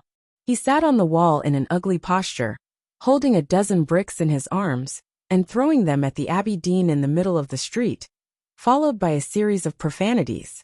"I'll smash you to death. You son of a bitch. You son of a bitch. You son of a bitch." Zhang Nianzhu came to his senses, and cursed along with the ruffian on the wall. His voice suddenly became hoarse, and he threw the chopper in his hand at the Abbey Dean. Li Guangdi also threw the melon fork in his hand. The green bricks with residual snow marks kept falling from the top of the wall. The 2 choppers and fork broke through the snow, but none of them could even touch the Abbey Dean's clothes. They all fell to the ground. The Abbey Dean walked on calmly, as long as the objects were not close to him, and the words were not heard. However, another chopper flew over from the air. A black pot flew over from the other side of the courtyard wall.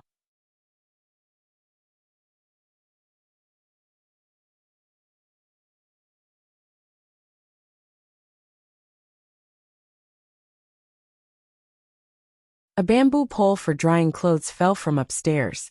Boiling hot tea was thrown over together with an expensive teapot. Countless tangs appeared on the courtyard wall and in the tea houses on the street. There was the tea master, the female boss of the tofu stall, urchins and ruffians. They held the heaviest things in their hands and threw them at the Taoist priest on the street. They cursed the noblest Taoist priest and his parents with the most filthy words. The Vermilion Bird Avenue, which was silent a moment ago, suddenly became noisy. Chang'an, which was like a dead city a moment ago, suddenly became alive. The Tang, who had been hiding a moment ago, had suddenly appeared.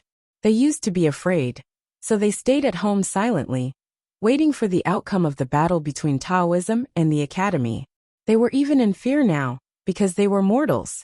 But when they found out that the academy was defeated, they suppressed their fear and came to the place where they were needed, just like the two teenagers from San Yuanli and the ruffian. They wanted to protect the master of the academy and Chang, because the academy belonged to the Tangs, and the country belonged to the Tangs. As the Tangs, they had to contribute, even if they had to sacrifice their lives. The men in black from the Fish Dragon gang poured out from the street. Dozens of the last Yulin royal guards rode over from the Vermilion Bird Avenue. The cultivators from the Imperial Center Administration secretly came from the wind and snow. The old woman led her family to the Vermilion Bird Avenue. An old man with a stick walked behind the crowd. Not far from the old man was a skinny Taoist priest. The skinny Taoist priest led the little Taoist priest in the temple, holding the incense burner used to worship heaven. He looked fierce like a gangster. Everyone had a ferocious expression on their faces. The kind-looking Tangs, the righteous Tangs, and the pious Tangs all became gangsters at this moment. Chang'an became a city of sin, because everyone in the city wanted to fight with their lives on the line and kill. It feels good to write it out. It will be 3,000 words tomorrow. To be continued. If you like this work, please come to Chidian.com to vote for me. Your support is my greatest motivation.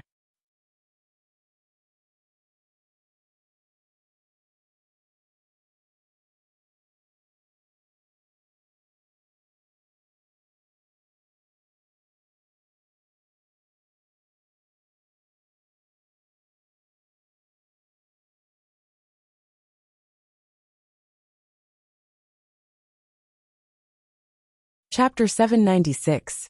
A little earlier, Ning Ke left the Spring Breeze Pavilion Chow Mansion and walked towards the Vermilion Bird Avenue, leaving behind the worried Zheng Jing and his wife, an old Chow who acted as if nothing had happened. Chow Xiaoshu left Chang, and with Lu Vi and the cavalry of the Valiant Cavalry Battalion. However, the Chow Mansion was still bustling with people. That was because countless government decrees were issued through this mansion to various markets in the city. Moreover, dozens of refugees had been taken in, so the Chow Mansion had not been quiet these days. Today the Chow Mansion was very quiet.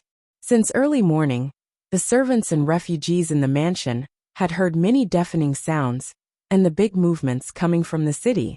People first heard the ringing of bells throughout the city, followed by the sound of wind and knives, followed by thunder, snow, rain, and explosions until they saw the burning snow clouds in the sky.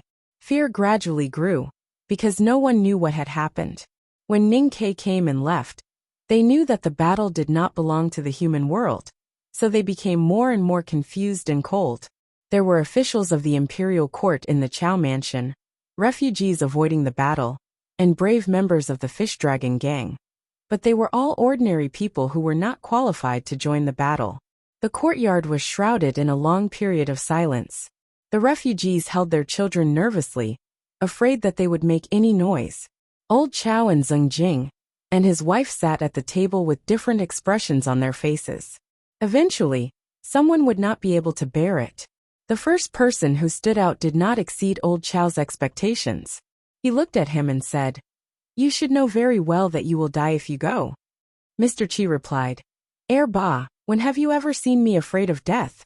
Chen 7, who had been standing quietly by the window, turned around and looked at his fourth brother. He frowned slightly, showing that he did not agree.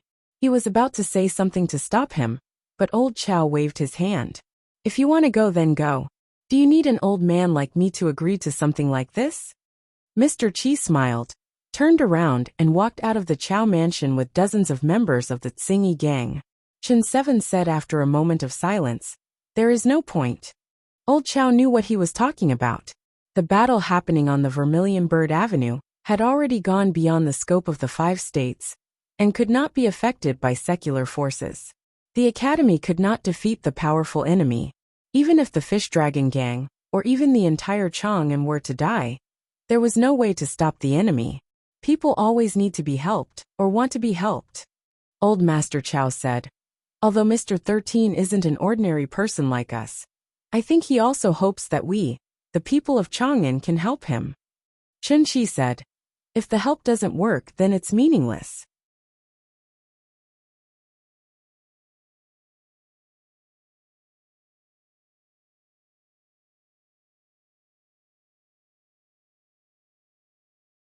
Even if the Abbey Dean is really an immortal, and only needs to look at us mortals to kill us, who can say that it is completely meaningless, as long as he can look at us one more time in the crowd?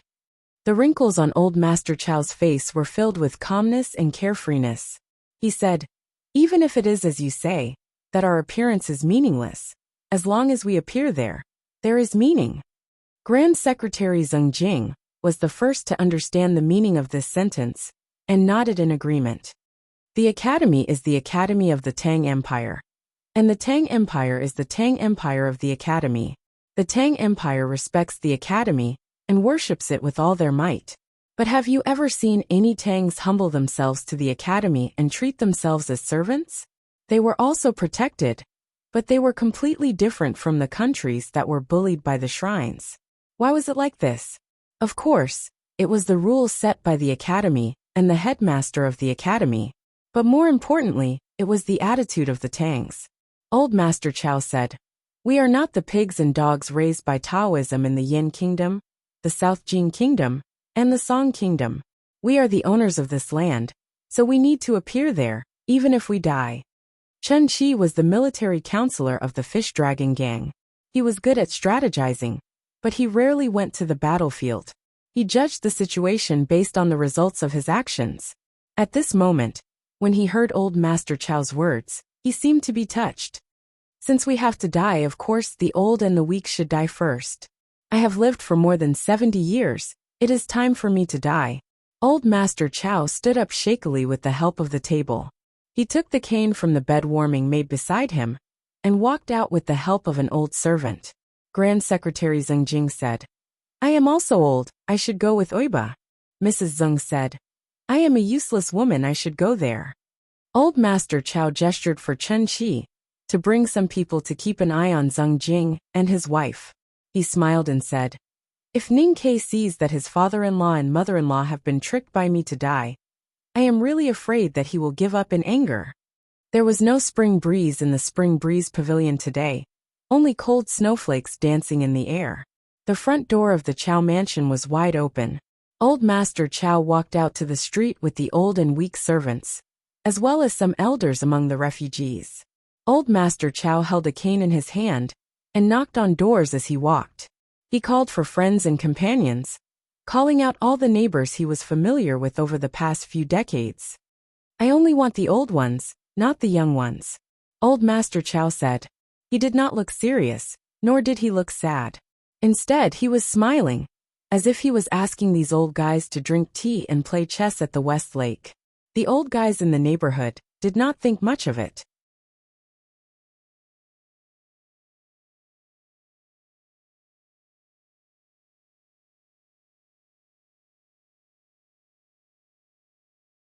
The Tangs valued martial arts, and they had all been soldiers in the past.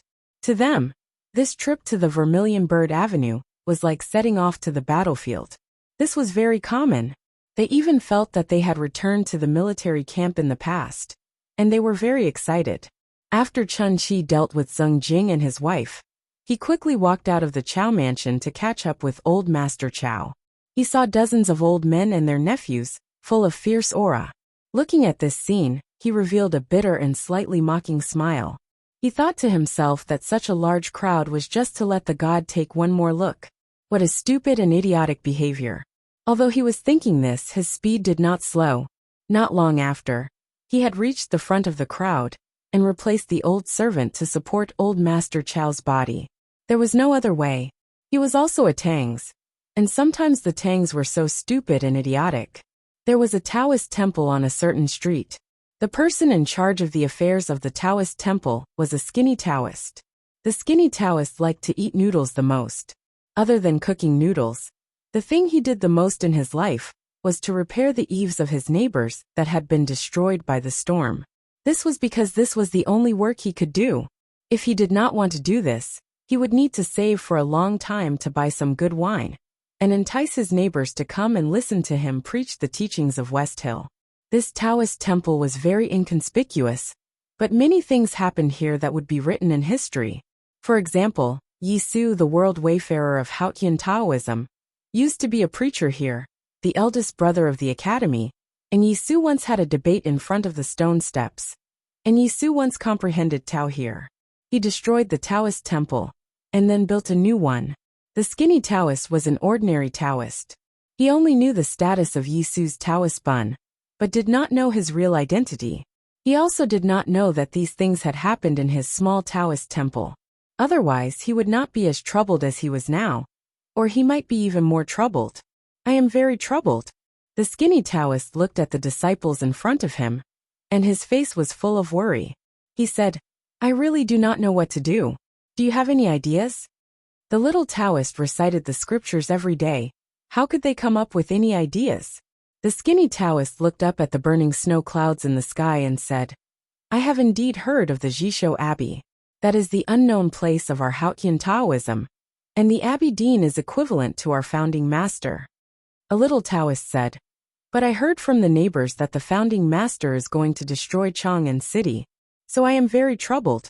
Do you think we should help the founding master or stop him? The skinny Taoist sighed.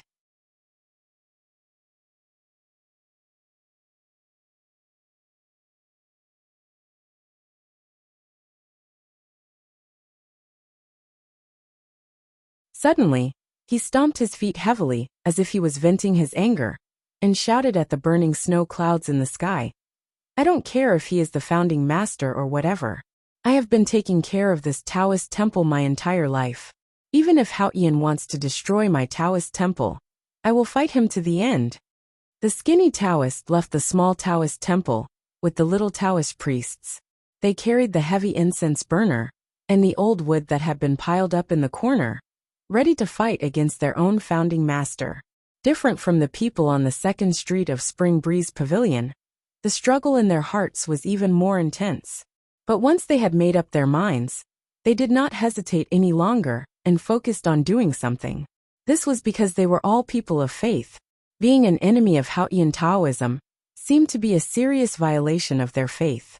But whether it was the skinny Taoist or the little Taoist priests, they had long been unclear about what they believed in. They were Tangs who had lived in Chang'an City their entire lives.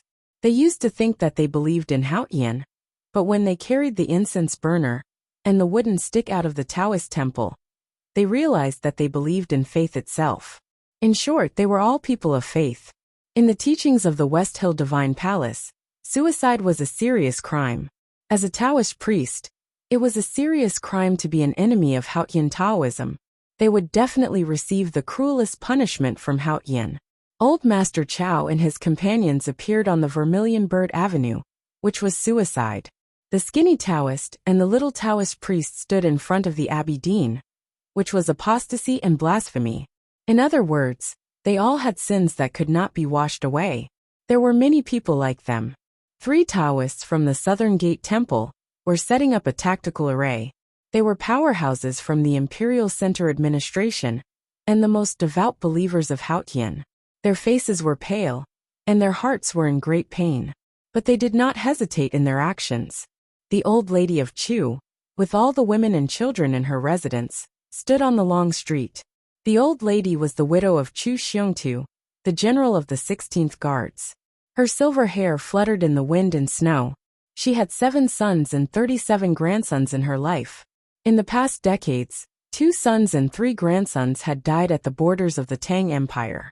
This year, in Yanjing, the 7 stockade villages and the Pamir Mountains, another 11 of her grandchildren had died in battle.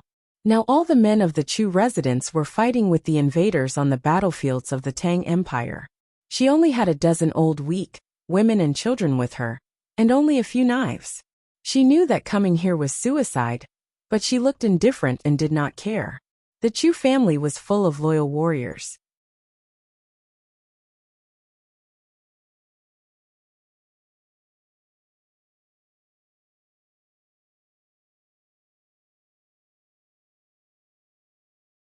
Even if they all died, they would still be loyal warriors.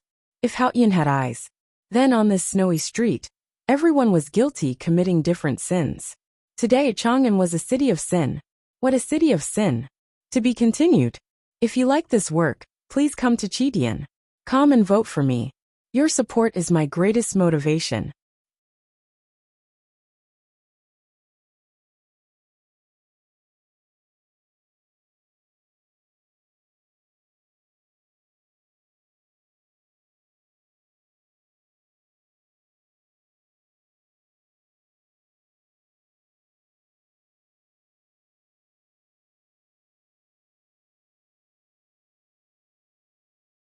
Chapter 797. The quietus spread out from the Abbey Dean's eye, and was swallowed by Ning Kei's Tao Tai.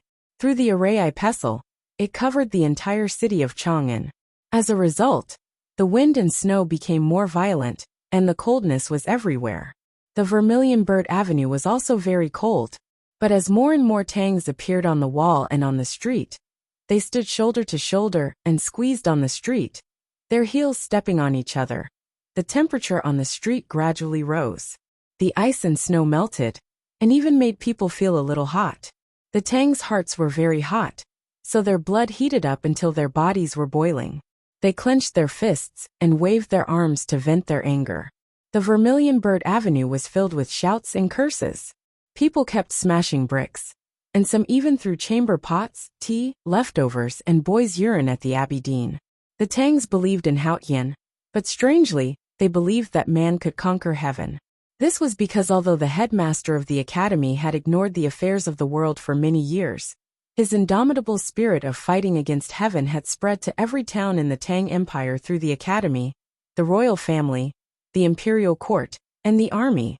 Therefore, even though they knew that the Taoist and indigo on the street was a powerhouse beyond the imagination of ordinary people, and was truly invincible in the world, and in front of this person, ordinary people were as weak as ants.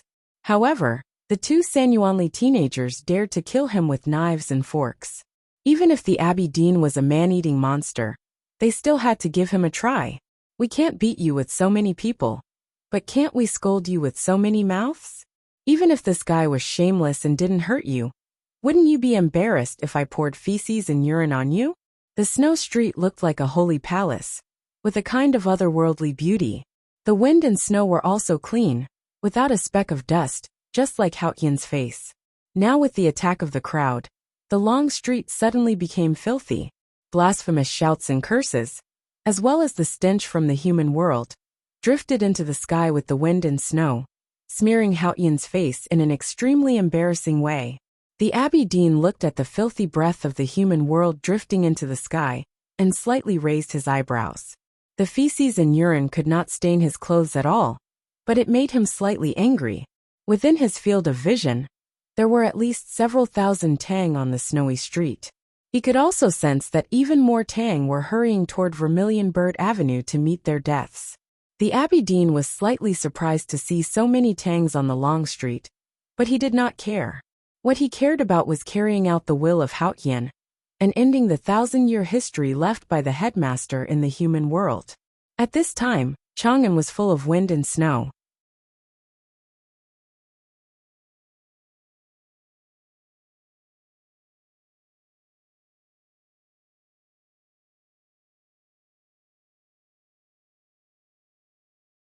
Hidden in the wind and snow were countless talismans that Ning Kei had written before.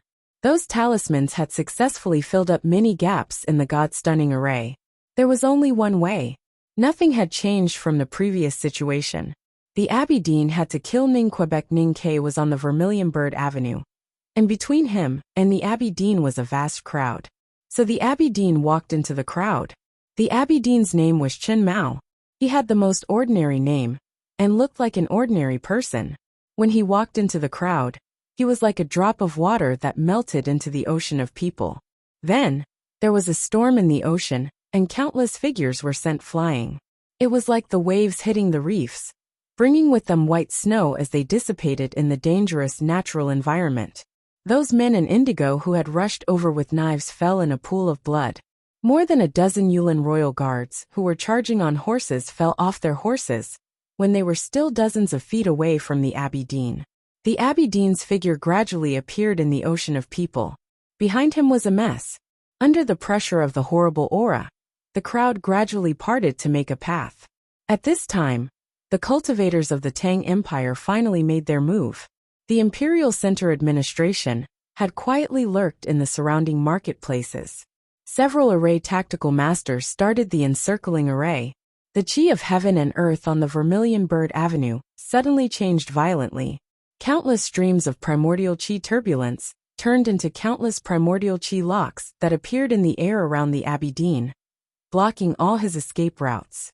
Almost at the same time, more than a dozen military sword masters, who were hiding among the ordinary people, suddenly made their moves. With a clear clanging sound, bright flying swords broke through the air and pierced toward the Abbey Dean's face. The Abbey Dean's expression did not change at all. He gently brushed his sleeves and continued to move forward. With a flick of his sleeve, the sword wheel that crisscrossed the long street instantly turned into straw that had been soaked by the rain. It was soft and dispirited, powerless to dissipate. And the countless dangerous Yuan Qi locks in this moment were like ripe apples in autumn that had fallen to the ground. They shattered into mud and splashed with juice. The Tang Array tactical masters, who were hiding in the market, were shocked by the primordial qi and bled to death on the spot. More than a dozen military sword masters, whose natal swords were destroyed by the Abbey Dean, were also seriously injured, and it was unknown whether they were still alive or not. The Abbey Dean continued to move forward, looking for Ning Ke behind the crowd.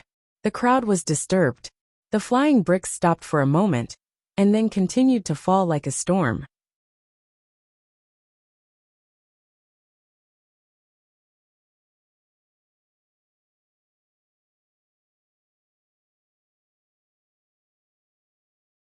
However, even the flying swords of cultivators could not touch the Abbey Dean, let alone the bricks. Even Master Huang Yang's prayer beads could not trap the Abbey Dean for a moment, let alone the dirty water. The Abbey Dean moved forward calmly. Those who stood in his way were crushed to death like ants. The brave Tangs continued to rush toward him, and then continued to die. The snow street became a street of blood. Blood sprayed everywhere. Courage was a respectable word in the human world. But in the face of the absolute power that represented Haotian, it seemed so weak and laughable. It was even hard to describe it as heroic. Faced with an insurmountable gap, the people in Chang and should have been like ants looking up at the blue sky, feeling hopeless and then giving up. But it was hard to imagine that on the faces of the Tangs, one could see sorrow, anger, and unwillingness, but not a trace of despair. They did not despair, they did not cry, and they did not even swear. They just continued to fight in silence. Even if it was a hopeless fight, they would fight to the end. A coolie carrier picked up a shoulder pole and smashed it at the Abbey Dean. Then he died. A peddler from another county picked up a dagger that was used to save his life in the deep mountains. Then he died. A man of unknown identity threw himself at the Abbey Dean.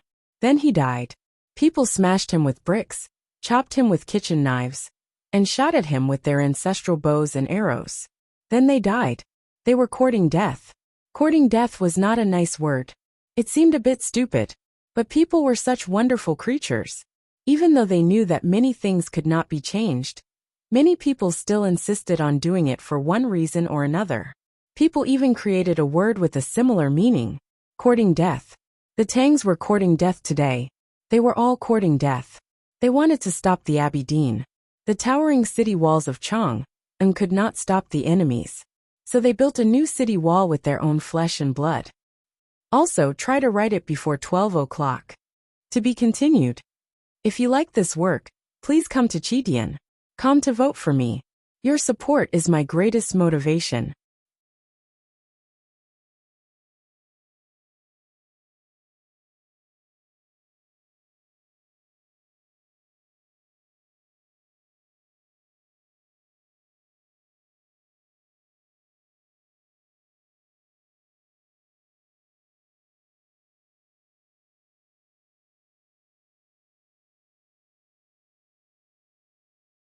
Chapter 798.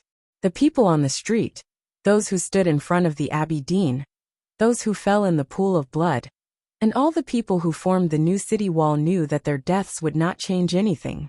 But they still did it, because 1,000 years ago, the headmaster of the academy and their ancestors founded the Tang Empire by the Wei Sishui River. From that day on, they had changed themselves. Ning Ke had said this to the Abbey Dean before. He knew that he could not defend, but he still had to defend. This was his understanding of defense. The Tangs who were dying at this moment seemed to prove his words. However, Ning Ke's heart began to tremble as he looked at the blood-stained street, and the people who fell one after another. The remaining frost on his eyelashes made a cracking sound. A clear whistle came from afar. He knew that eldest brother had finally arrived and made a move. This was not the opportunity that the academy had been looking for. The academy's opportunity was with Ning Quebec. However, eldest brother could not wait any longer in the face of the blood-stained street. Just like Ning Ke, he could not bear it any longer. He had been in this world for more than 20 years, but he still believed that he was an atypical Tangs. He had seen too much darkness, and always believed in the cold-blooded survival rule. He was willing to pay any price as long as he could live. His heart was as cold as his body, that had been frozen by the Abbey Dean's quietus. Most of the ice and snow had fallen off. Ning Ke's body was still cold, but he felt that his body was gradually becoming hot. The blood in his veins began to boil, and he experienced a long-lost feeling. That feeling was called hot blood. He did not like words like tragic or stirring, and the feeling of hot blood was taboo. However, how could the blood from the Abbey Dean's wounds not be hot when he saw so many people dying in front of him? However, hot blood represented hope and desire. Ning Ke longed to live and hoped to defeat the Abbey Dean. Facing the ending of the story where there was no hope, what was the use of hot blood? From time to time, someone ran past him and rushed to the Abbey Dean not far away. He picked up the padao that had fallen from the snow and struggled to support his body. The blade of the padao pierced through the snow and stabbed into the hard bluestone street. Eldest brother was defeated again. Blood gushed out from the holes in his cotton-padded robe. He stood in the south of the Vermilion Bird Avenue, coughing painfully and desolately. He had no idea where Yu Lian had gone. The Abbey Dean kept walking forward. He killed many people, knocked many people away, passed many people, ignored many people, and walked forward step by step, leaving blood behind him. There were casualties everywhere on Vermilion Bird Avenue. The Abbey Dean stopped not far from Ning Quebec.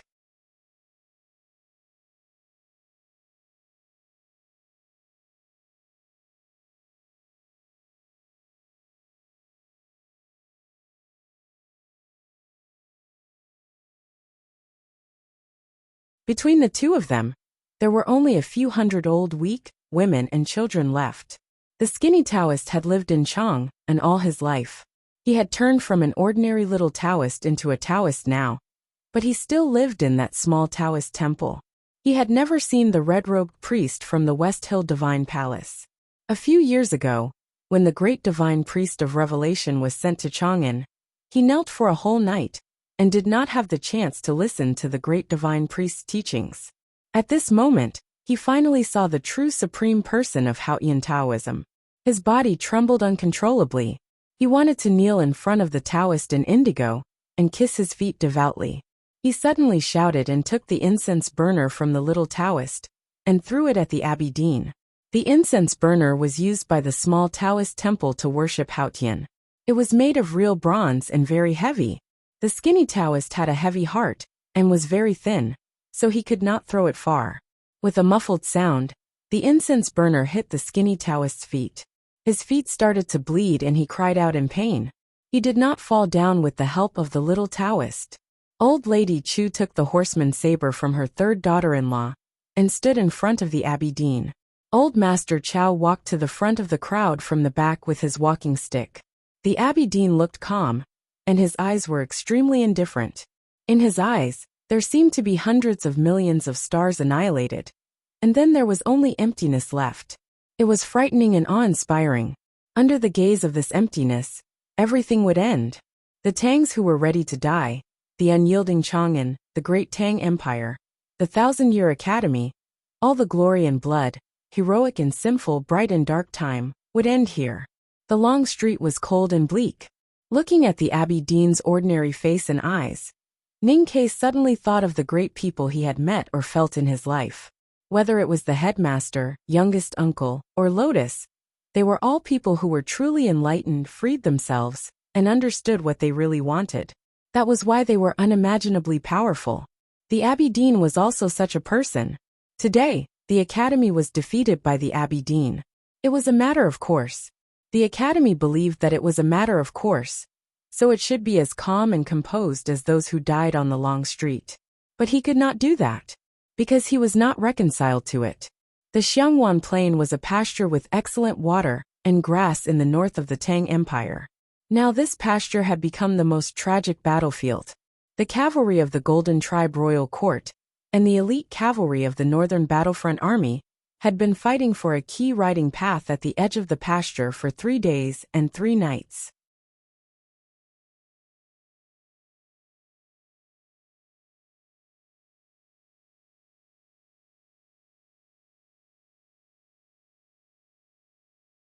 The cavalry of the Golden Tribe, who had the advantage in numbers, had finally suppressed the Tang army to several hills in the north of the riding path after paying a heavy price. They were launching the final attack. The war horses collided with each other, producing a dull and terrifying sound.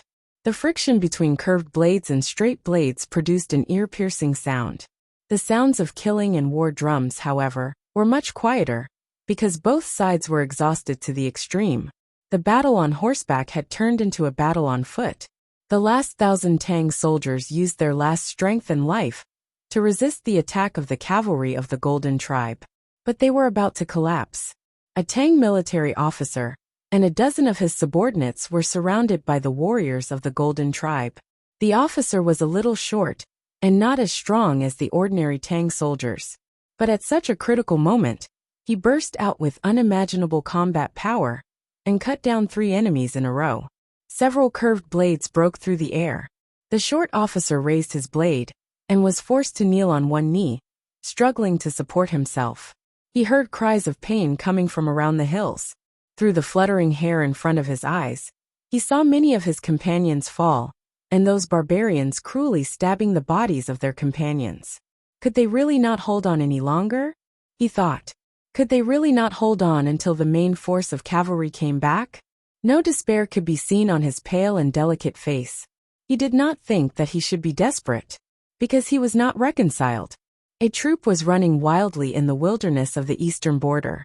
They were the cavalry of the Valiant Cavalry Battalion. They had left Chang and to fight in the eastern border. At this time, they were in a hurry to return to Chang'an. The cavalry and their mounts were already exhausted, but no one asked for a rest, because they had finally confirmed the whereabouts of Prince Longqing and the 2,000 grassland elite cavalry. Longqing was marching towards Chang'an. This meant that the coalition against the Tang Empire was sure that Chang'an could be broken through. Chao Xiaoshu's face was as thin as a hard stone that had been cut open, dark and haggard. The cold wind blew on his face. It was many days late. He and his cavalry had just gone after them. They should not be able to catch up. Even if they caught up, what could they do? But he still asked his subordinates to continue running towards Chang'an, because he was not reconciled. These 2 chapters don't have a lot of words, but I really can't help it. Recently I've been writing as hard as I can. Tomorrow is Saturday, and I'll have 1 chapter on Sunday. Then I'll start writing 2 chapters on Monday.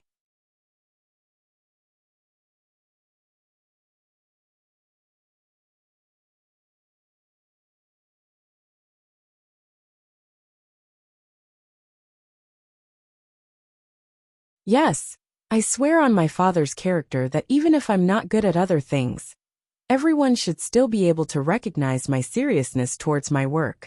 So please rest assured in this aspect, I'll definitely write well. To be continued. If you like this work, please come to Chidian.com to vote for me. Your support is my greatest motivation.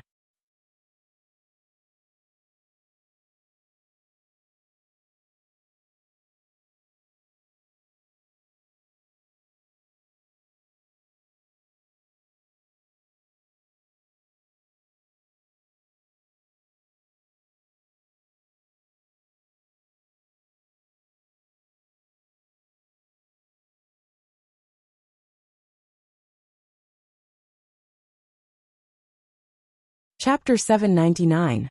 The flames danced wildly on the silver mask and in the black eyes, like lightning in the summer rain. It was winter and snowflakes were falling. It was not Chang, and where the chi of heaven and earth was restless, so there was no lightning. It was real flames. The snow-covered fields, and the beautiful and quiet village by the state highway, should have been a beautiful picture. But after being burned by the fierce flames, it suddenly became a black and desolate wasteland. Prince Longqing looked at the scene in front of him, quietly with an indifferent expression.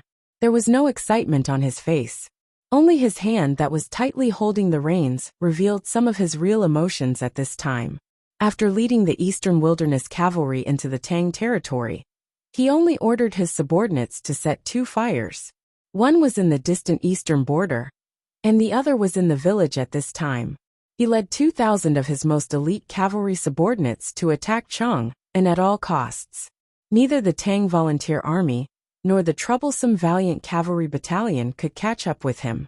They were very close to Chang'an. When he lost to Ning Ke in the Academy's mountain climbing examination, he left Chang, and with the West Hill Divine Palace's diplomatic corps, and the papal cavalrymen. On the state highway, he recalled the scenes he had seen, and the feelings he had back then. Then he thought of the great ambition he had once made. I want to pull down all these ugly Tang houses and eradicate all the rape flowers in the fields. Then I will burn them all. I will burn away all the evil and filth, so that there will only be light left in this world.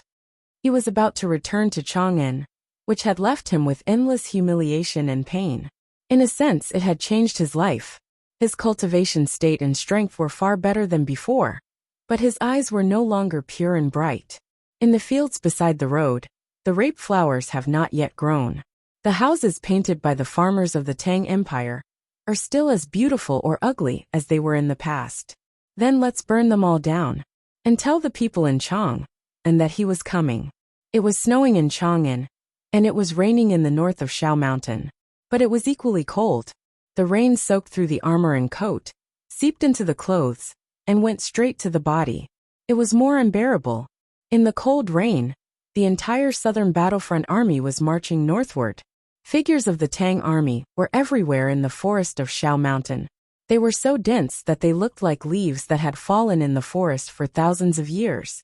The march was very difficult. The cold weather and rain, the rotting leaves, and the trampled mountain paths were all their enemies. Many people had already fallen behind along the way. Even more people continued to move forward.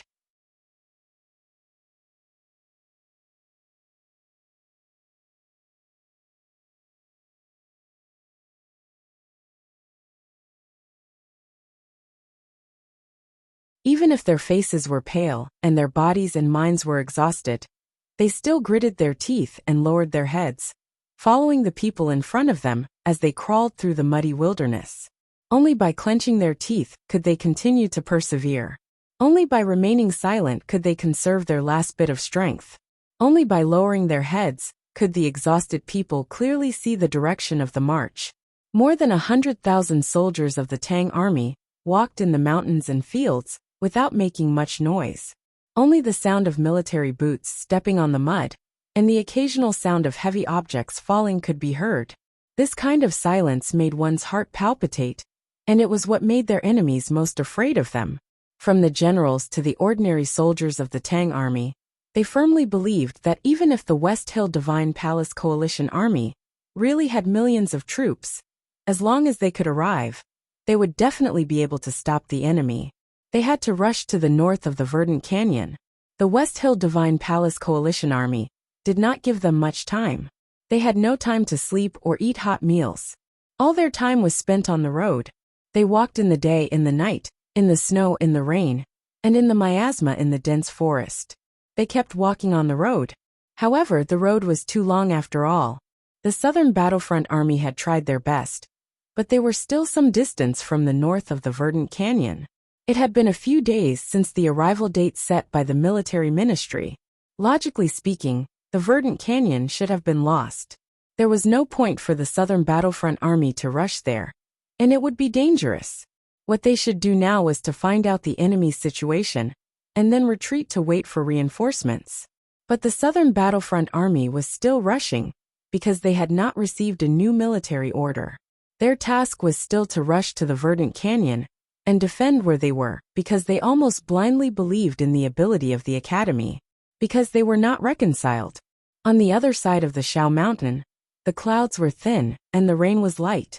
The rain pattered on the calm field and was instantly absorbed by the soil.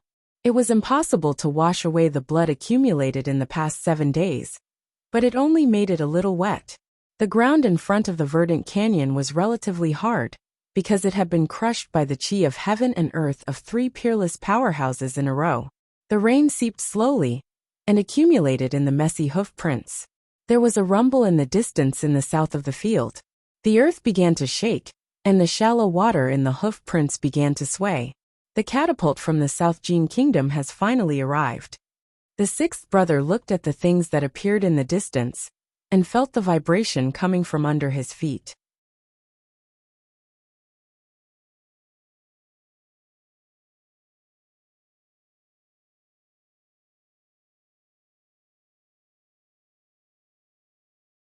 His body, which looked like it was cast from iron, was covered with countless bloodstains.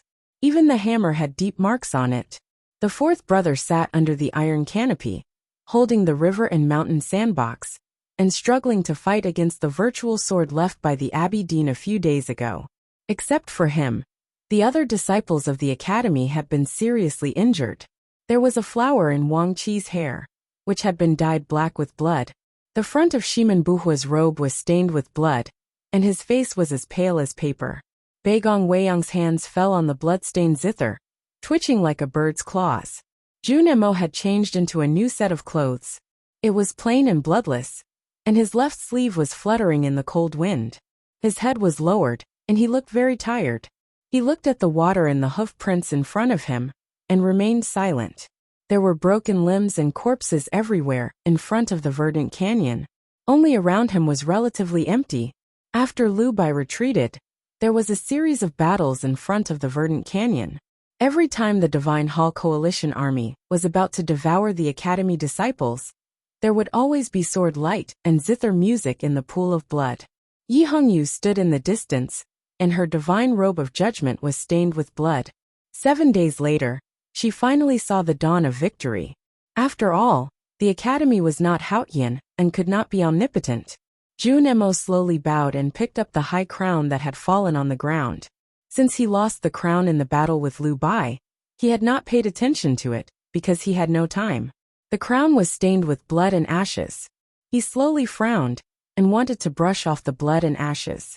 But he had lost his left hand and was holding the crown in his right hand. Muyu walked to his side and took the crown. She carefully wiped it with the embroidered handkerchief in her hand. Junemo leaned forward as if he was bowing to her. Muyu's eyes were slightly wet, and she smiled back. This was bowing to him. Muyu said, "I agree to marry you." Junemo said calmly, "That's good." Muyu put the crown on his head and carefully straightened it. This was a proper crown. Junemo said, "A proper crown is a proper death." Muyu said, "It's reasonable to die together." Cries rang out in front of the verdant canyon. Beigong Weiyang broke the zither strings and blood splashed everywhere. He cried out, "I can't accept it. I'll start writing 2 chapters tomorrow. There'll be 2 chapters of 3,000 words. Please supervise me and vote for me. I'll try my best to write them. I won't let you vote unwillingly. Thank you."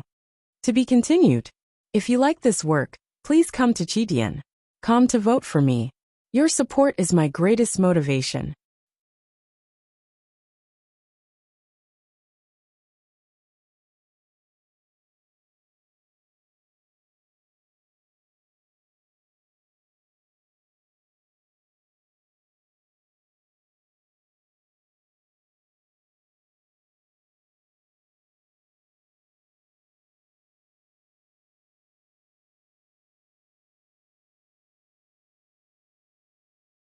Chapter 800. Ninkei lowered his head and stood on the snowy street. Blood kept flowing out of the holes in his fingers. The frozen blood clots were washed away by fresh blood from time to time. He looked miserable. He held the array pestle in one hand and the hilt in the other. But he could not write a talisman or wield his blade.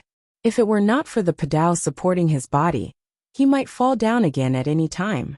He did not look at the Abbey Dean's eyes, because he might die if he made eye contact with the Abbey Dean. He could only look at the Abbey Dean's feet, and his eyes were as low as the dust under the snow. He was covered in blood, except for his own. Most of it was the blood of the ordinary people who had died in the hands of the Abbey Dean. He felt that the fresh blood was hotter than his own. Stimulated by the blood of the ordinary people, his blood had already heated up.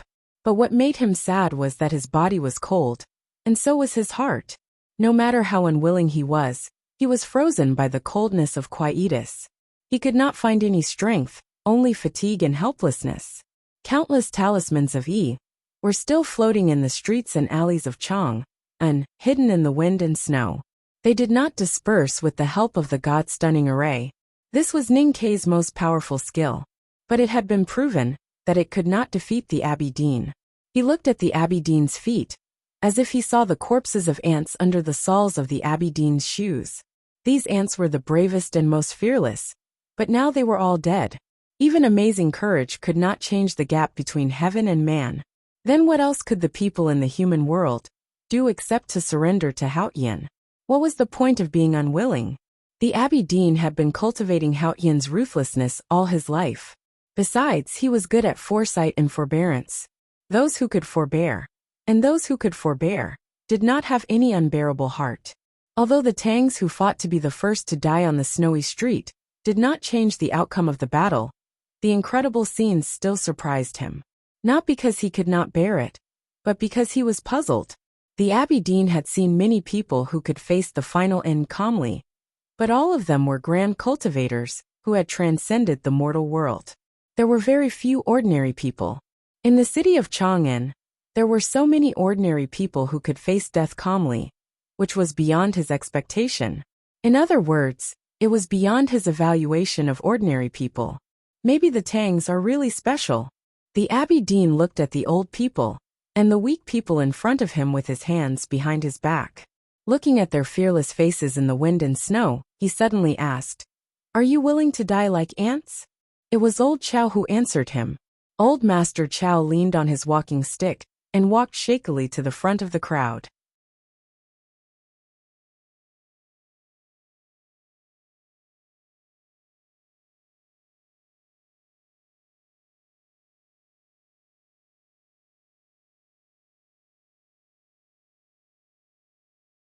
He said, "Being willing is sweet, being willing is comfortable. How can you let yourself feel comfortable?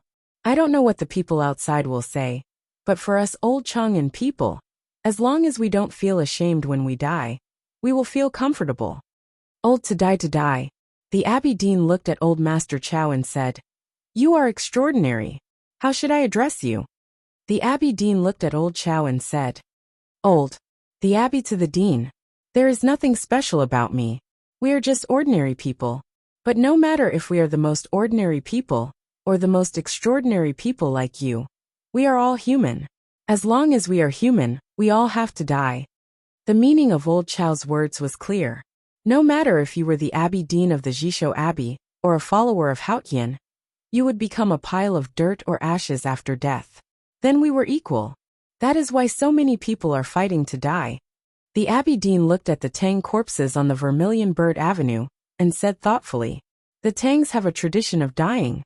Old Master Chow's expression gradually became solemn, and he said, "In the first battle with the various countries, when the wind and rain were precarious, none of the Tangs surrendered. In the battle with the desolate, none of the Tangs surrendered. Since the founding of the Tang Empire by the Sishui River, it has been more than 1,000 years since the founding of the Tang Empire. Back then, Emperor Taizu risked his country's destruction and exhausted the nation's power to send his army to the northern wilderness. He did not return until all the enemies were killed. The academy dared to compete with Buddhism and Taoism for a lonely young girl. Mr. Second only vented his anger when he destroyed the stone statue of Buddha Ku. The Tang is strong because it dares to hate. The Tang Empire is strong because of the Tangs." Old Master Chow looked at the Abbey Dean and said in a hoarse voice, "Since the ancient times, there have been people who worked hard in the Tang Empire. There were people who worked hard. There were people who stood up in the face of injustice and bullying. There were people who died in the face of invasion. The Southern Army marched towards the verdant canyon in the forest of the Shao Mountain. The cold rain seeped into their collars, taking away the warmth and bringing the sick. Soldiers fell off the cliff from time to time. Their companions stood silently at the edge of the cliff for a while before continuing forward. They tiredly lowered their heads. Even though they knew it was already too late, they still refused to stop running. Risking their lives, they ran unreasonably, desperately rushing their way. Young Urxi killed a barbarian from the eastern wilderness. He treasured the machete he got from the battlefield.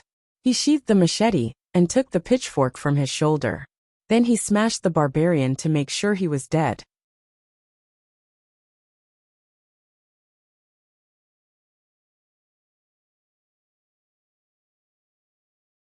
The sounds of fighting in the field gradually subsided. He wiped the sweat off his forehead and panted heavily as he looked around. Then, he saw a few familiar companions lying on the snow-covered winter fields. After the battle, he stood in front of the shallow mounds and kept silent for a long time. Then he looked in the direction of his hometown. He missed his wife's braised pig's trotters. The wall of the school in his hometown had not been finished. Back then, because he felt that the salary given by the yamen was not fair, he refused to take the job. He quarreled with the village chief and almost flipped the table. He was even ready to go to the county government to file a lawsuit. It was not until he could not stand his daughter's anger and his wife's grumbling that he reluctantly took the job. But he saw the notice halfway through. He carried the pitchfork in meat and wine and left his hometown for the distant eastern border. He did not know when the wall of the school would be finished. He did not know if he had the chance to finish it. At least it was in his hands. Young Urxi looked in the direction of his hometown and thought of these troublesome things. He furrowed his brows in annoyance, and the newly added scar split open again. Blood flowed down. He raised his arm and wiped it with his sleeve. He suddenly thought of the teacher in the school. Now he would not be angry because of the unfinished wall. So he laughed happily. The battle on the Xiangwan plain was still fierce. The short officer was forced to kneel on one knee by the barbarians' machetes. He was in a very dangerous situation. He was struggling to hold on. A black shadow flew up from the side and heavily smashed into the bodies of those barbarians. The bright machete slashed across the meadow that seemed to be burning. The black shadow fell to the ground with 2 cuts on his chest. Blood was dripping, and it seemed that he would not survive. The officer recognized that it was his close attendant. He shouted in grief and indignation. The padao in his hand left his head and slashed toward the opposite side. At this moment, he did not even think that the machete above his head would cut him in half. He was very lucky. The barbarians who besieged him were killed by him, but he did not die. He had been cut in the shoulder, and the blood flowed like the milk wine in a cut wineskin. The most dangerous thing was that his helmet was knocked off by the enemy's machete. The enemy's blade, after knocking off his helmet, also cut open his hair bun. Her black hair was draped over her shoulders, and her delicate face was not covered by her armor. At this moment, everyone could see that this officer was actually a woman. She was Situilan. She carried the heavy padao, with wounds and anger all over her body. She led the last of her subordinates and started to fight again. She did not know how long she would fight, but she knew that she would fight until death or victory.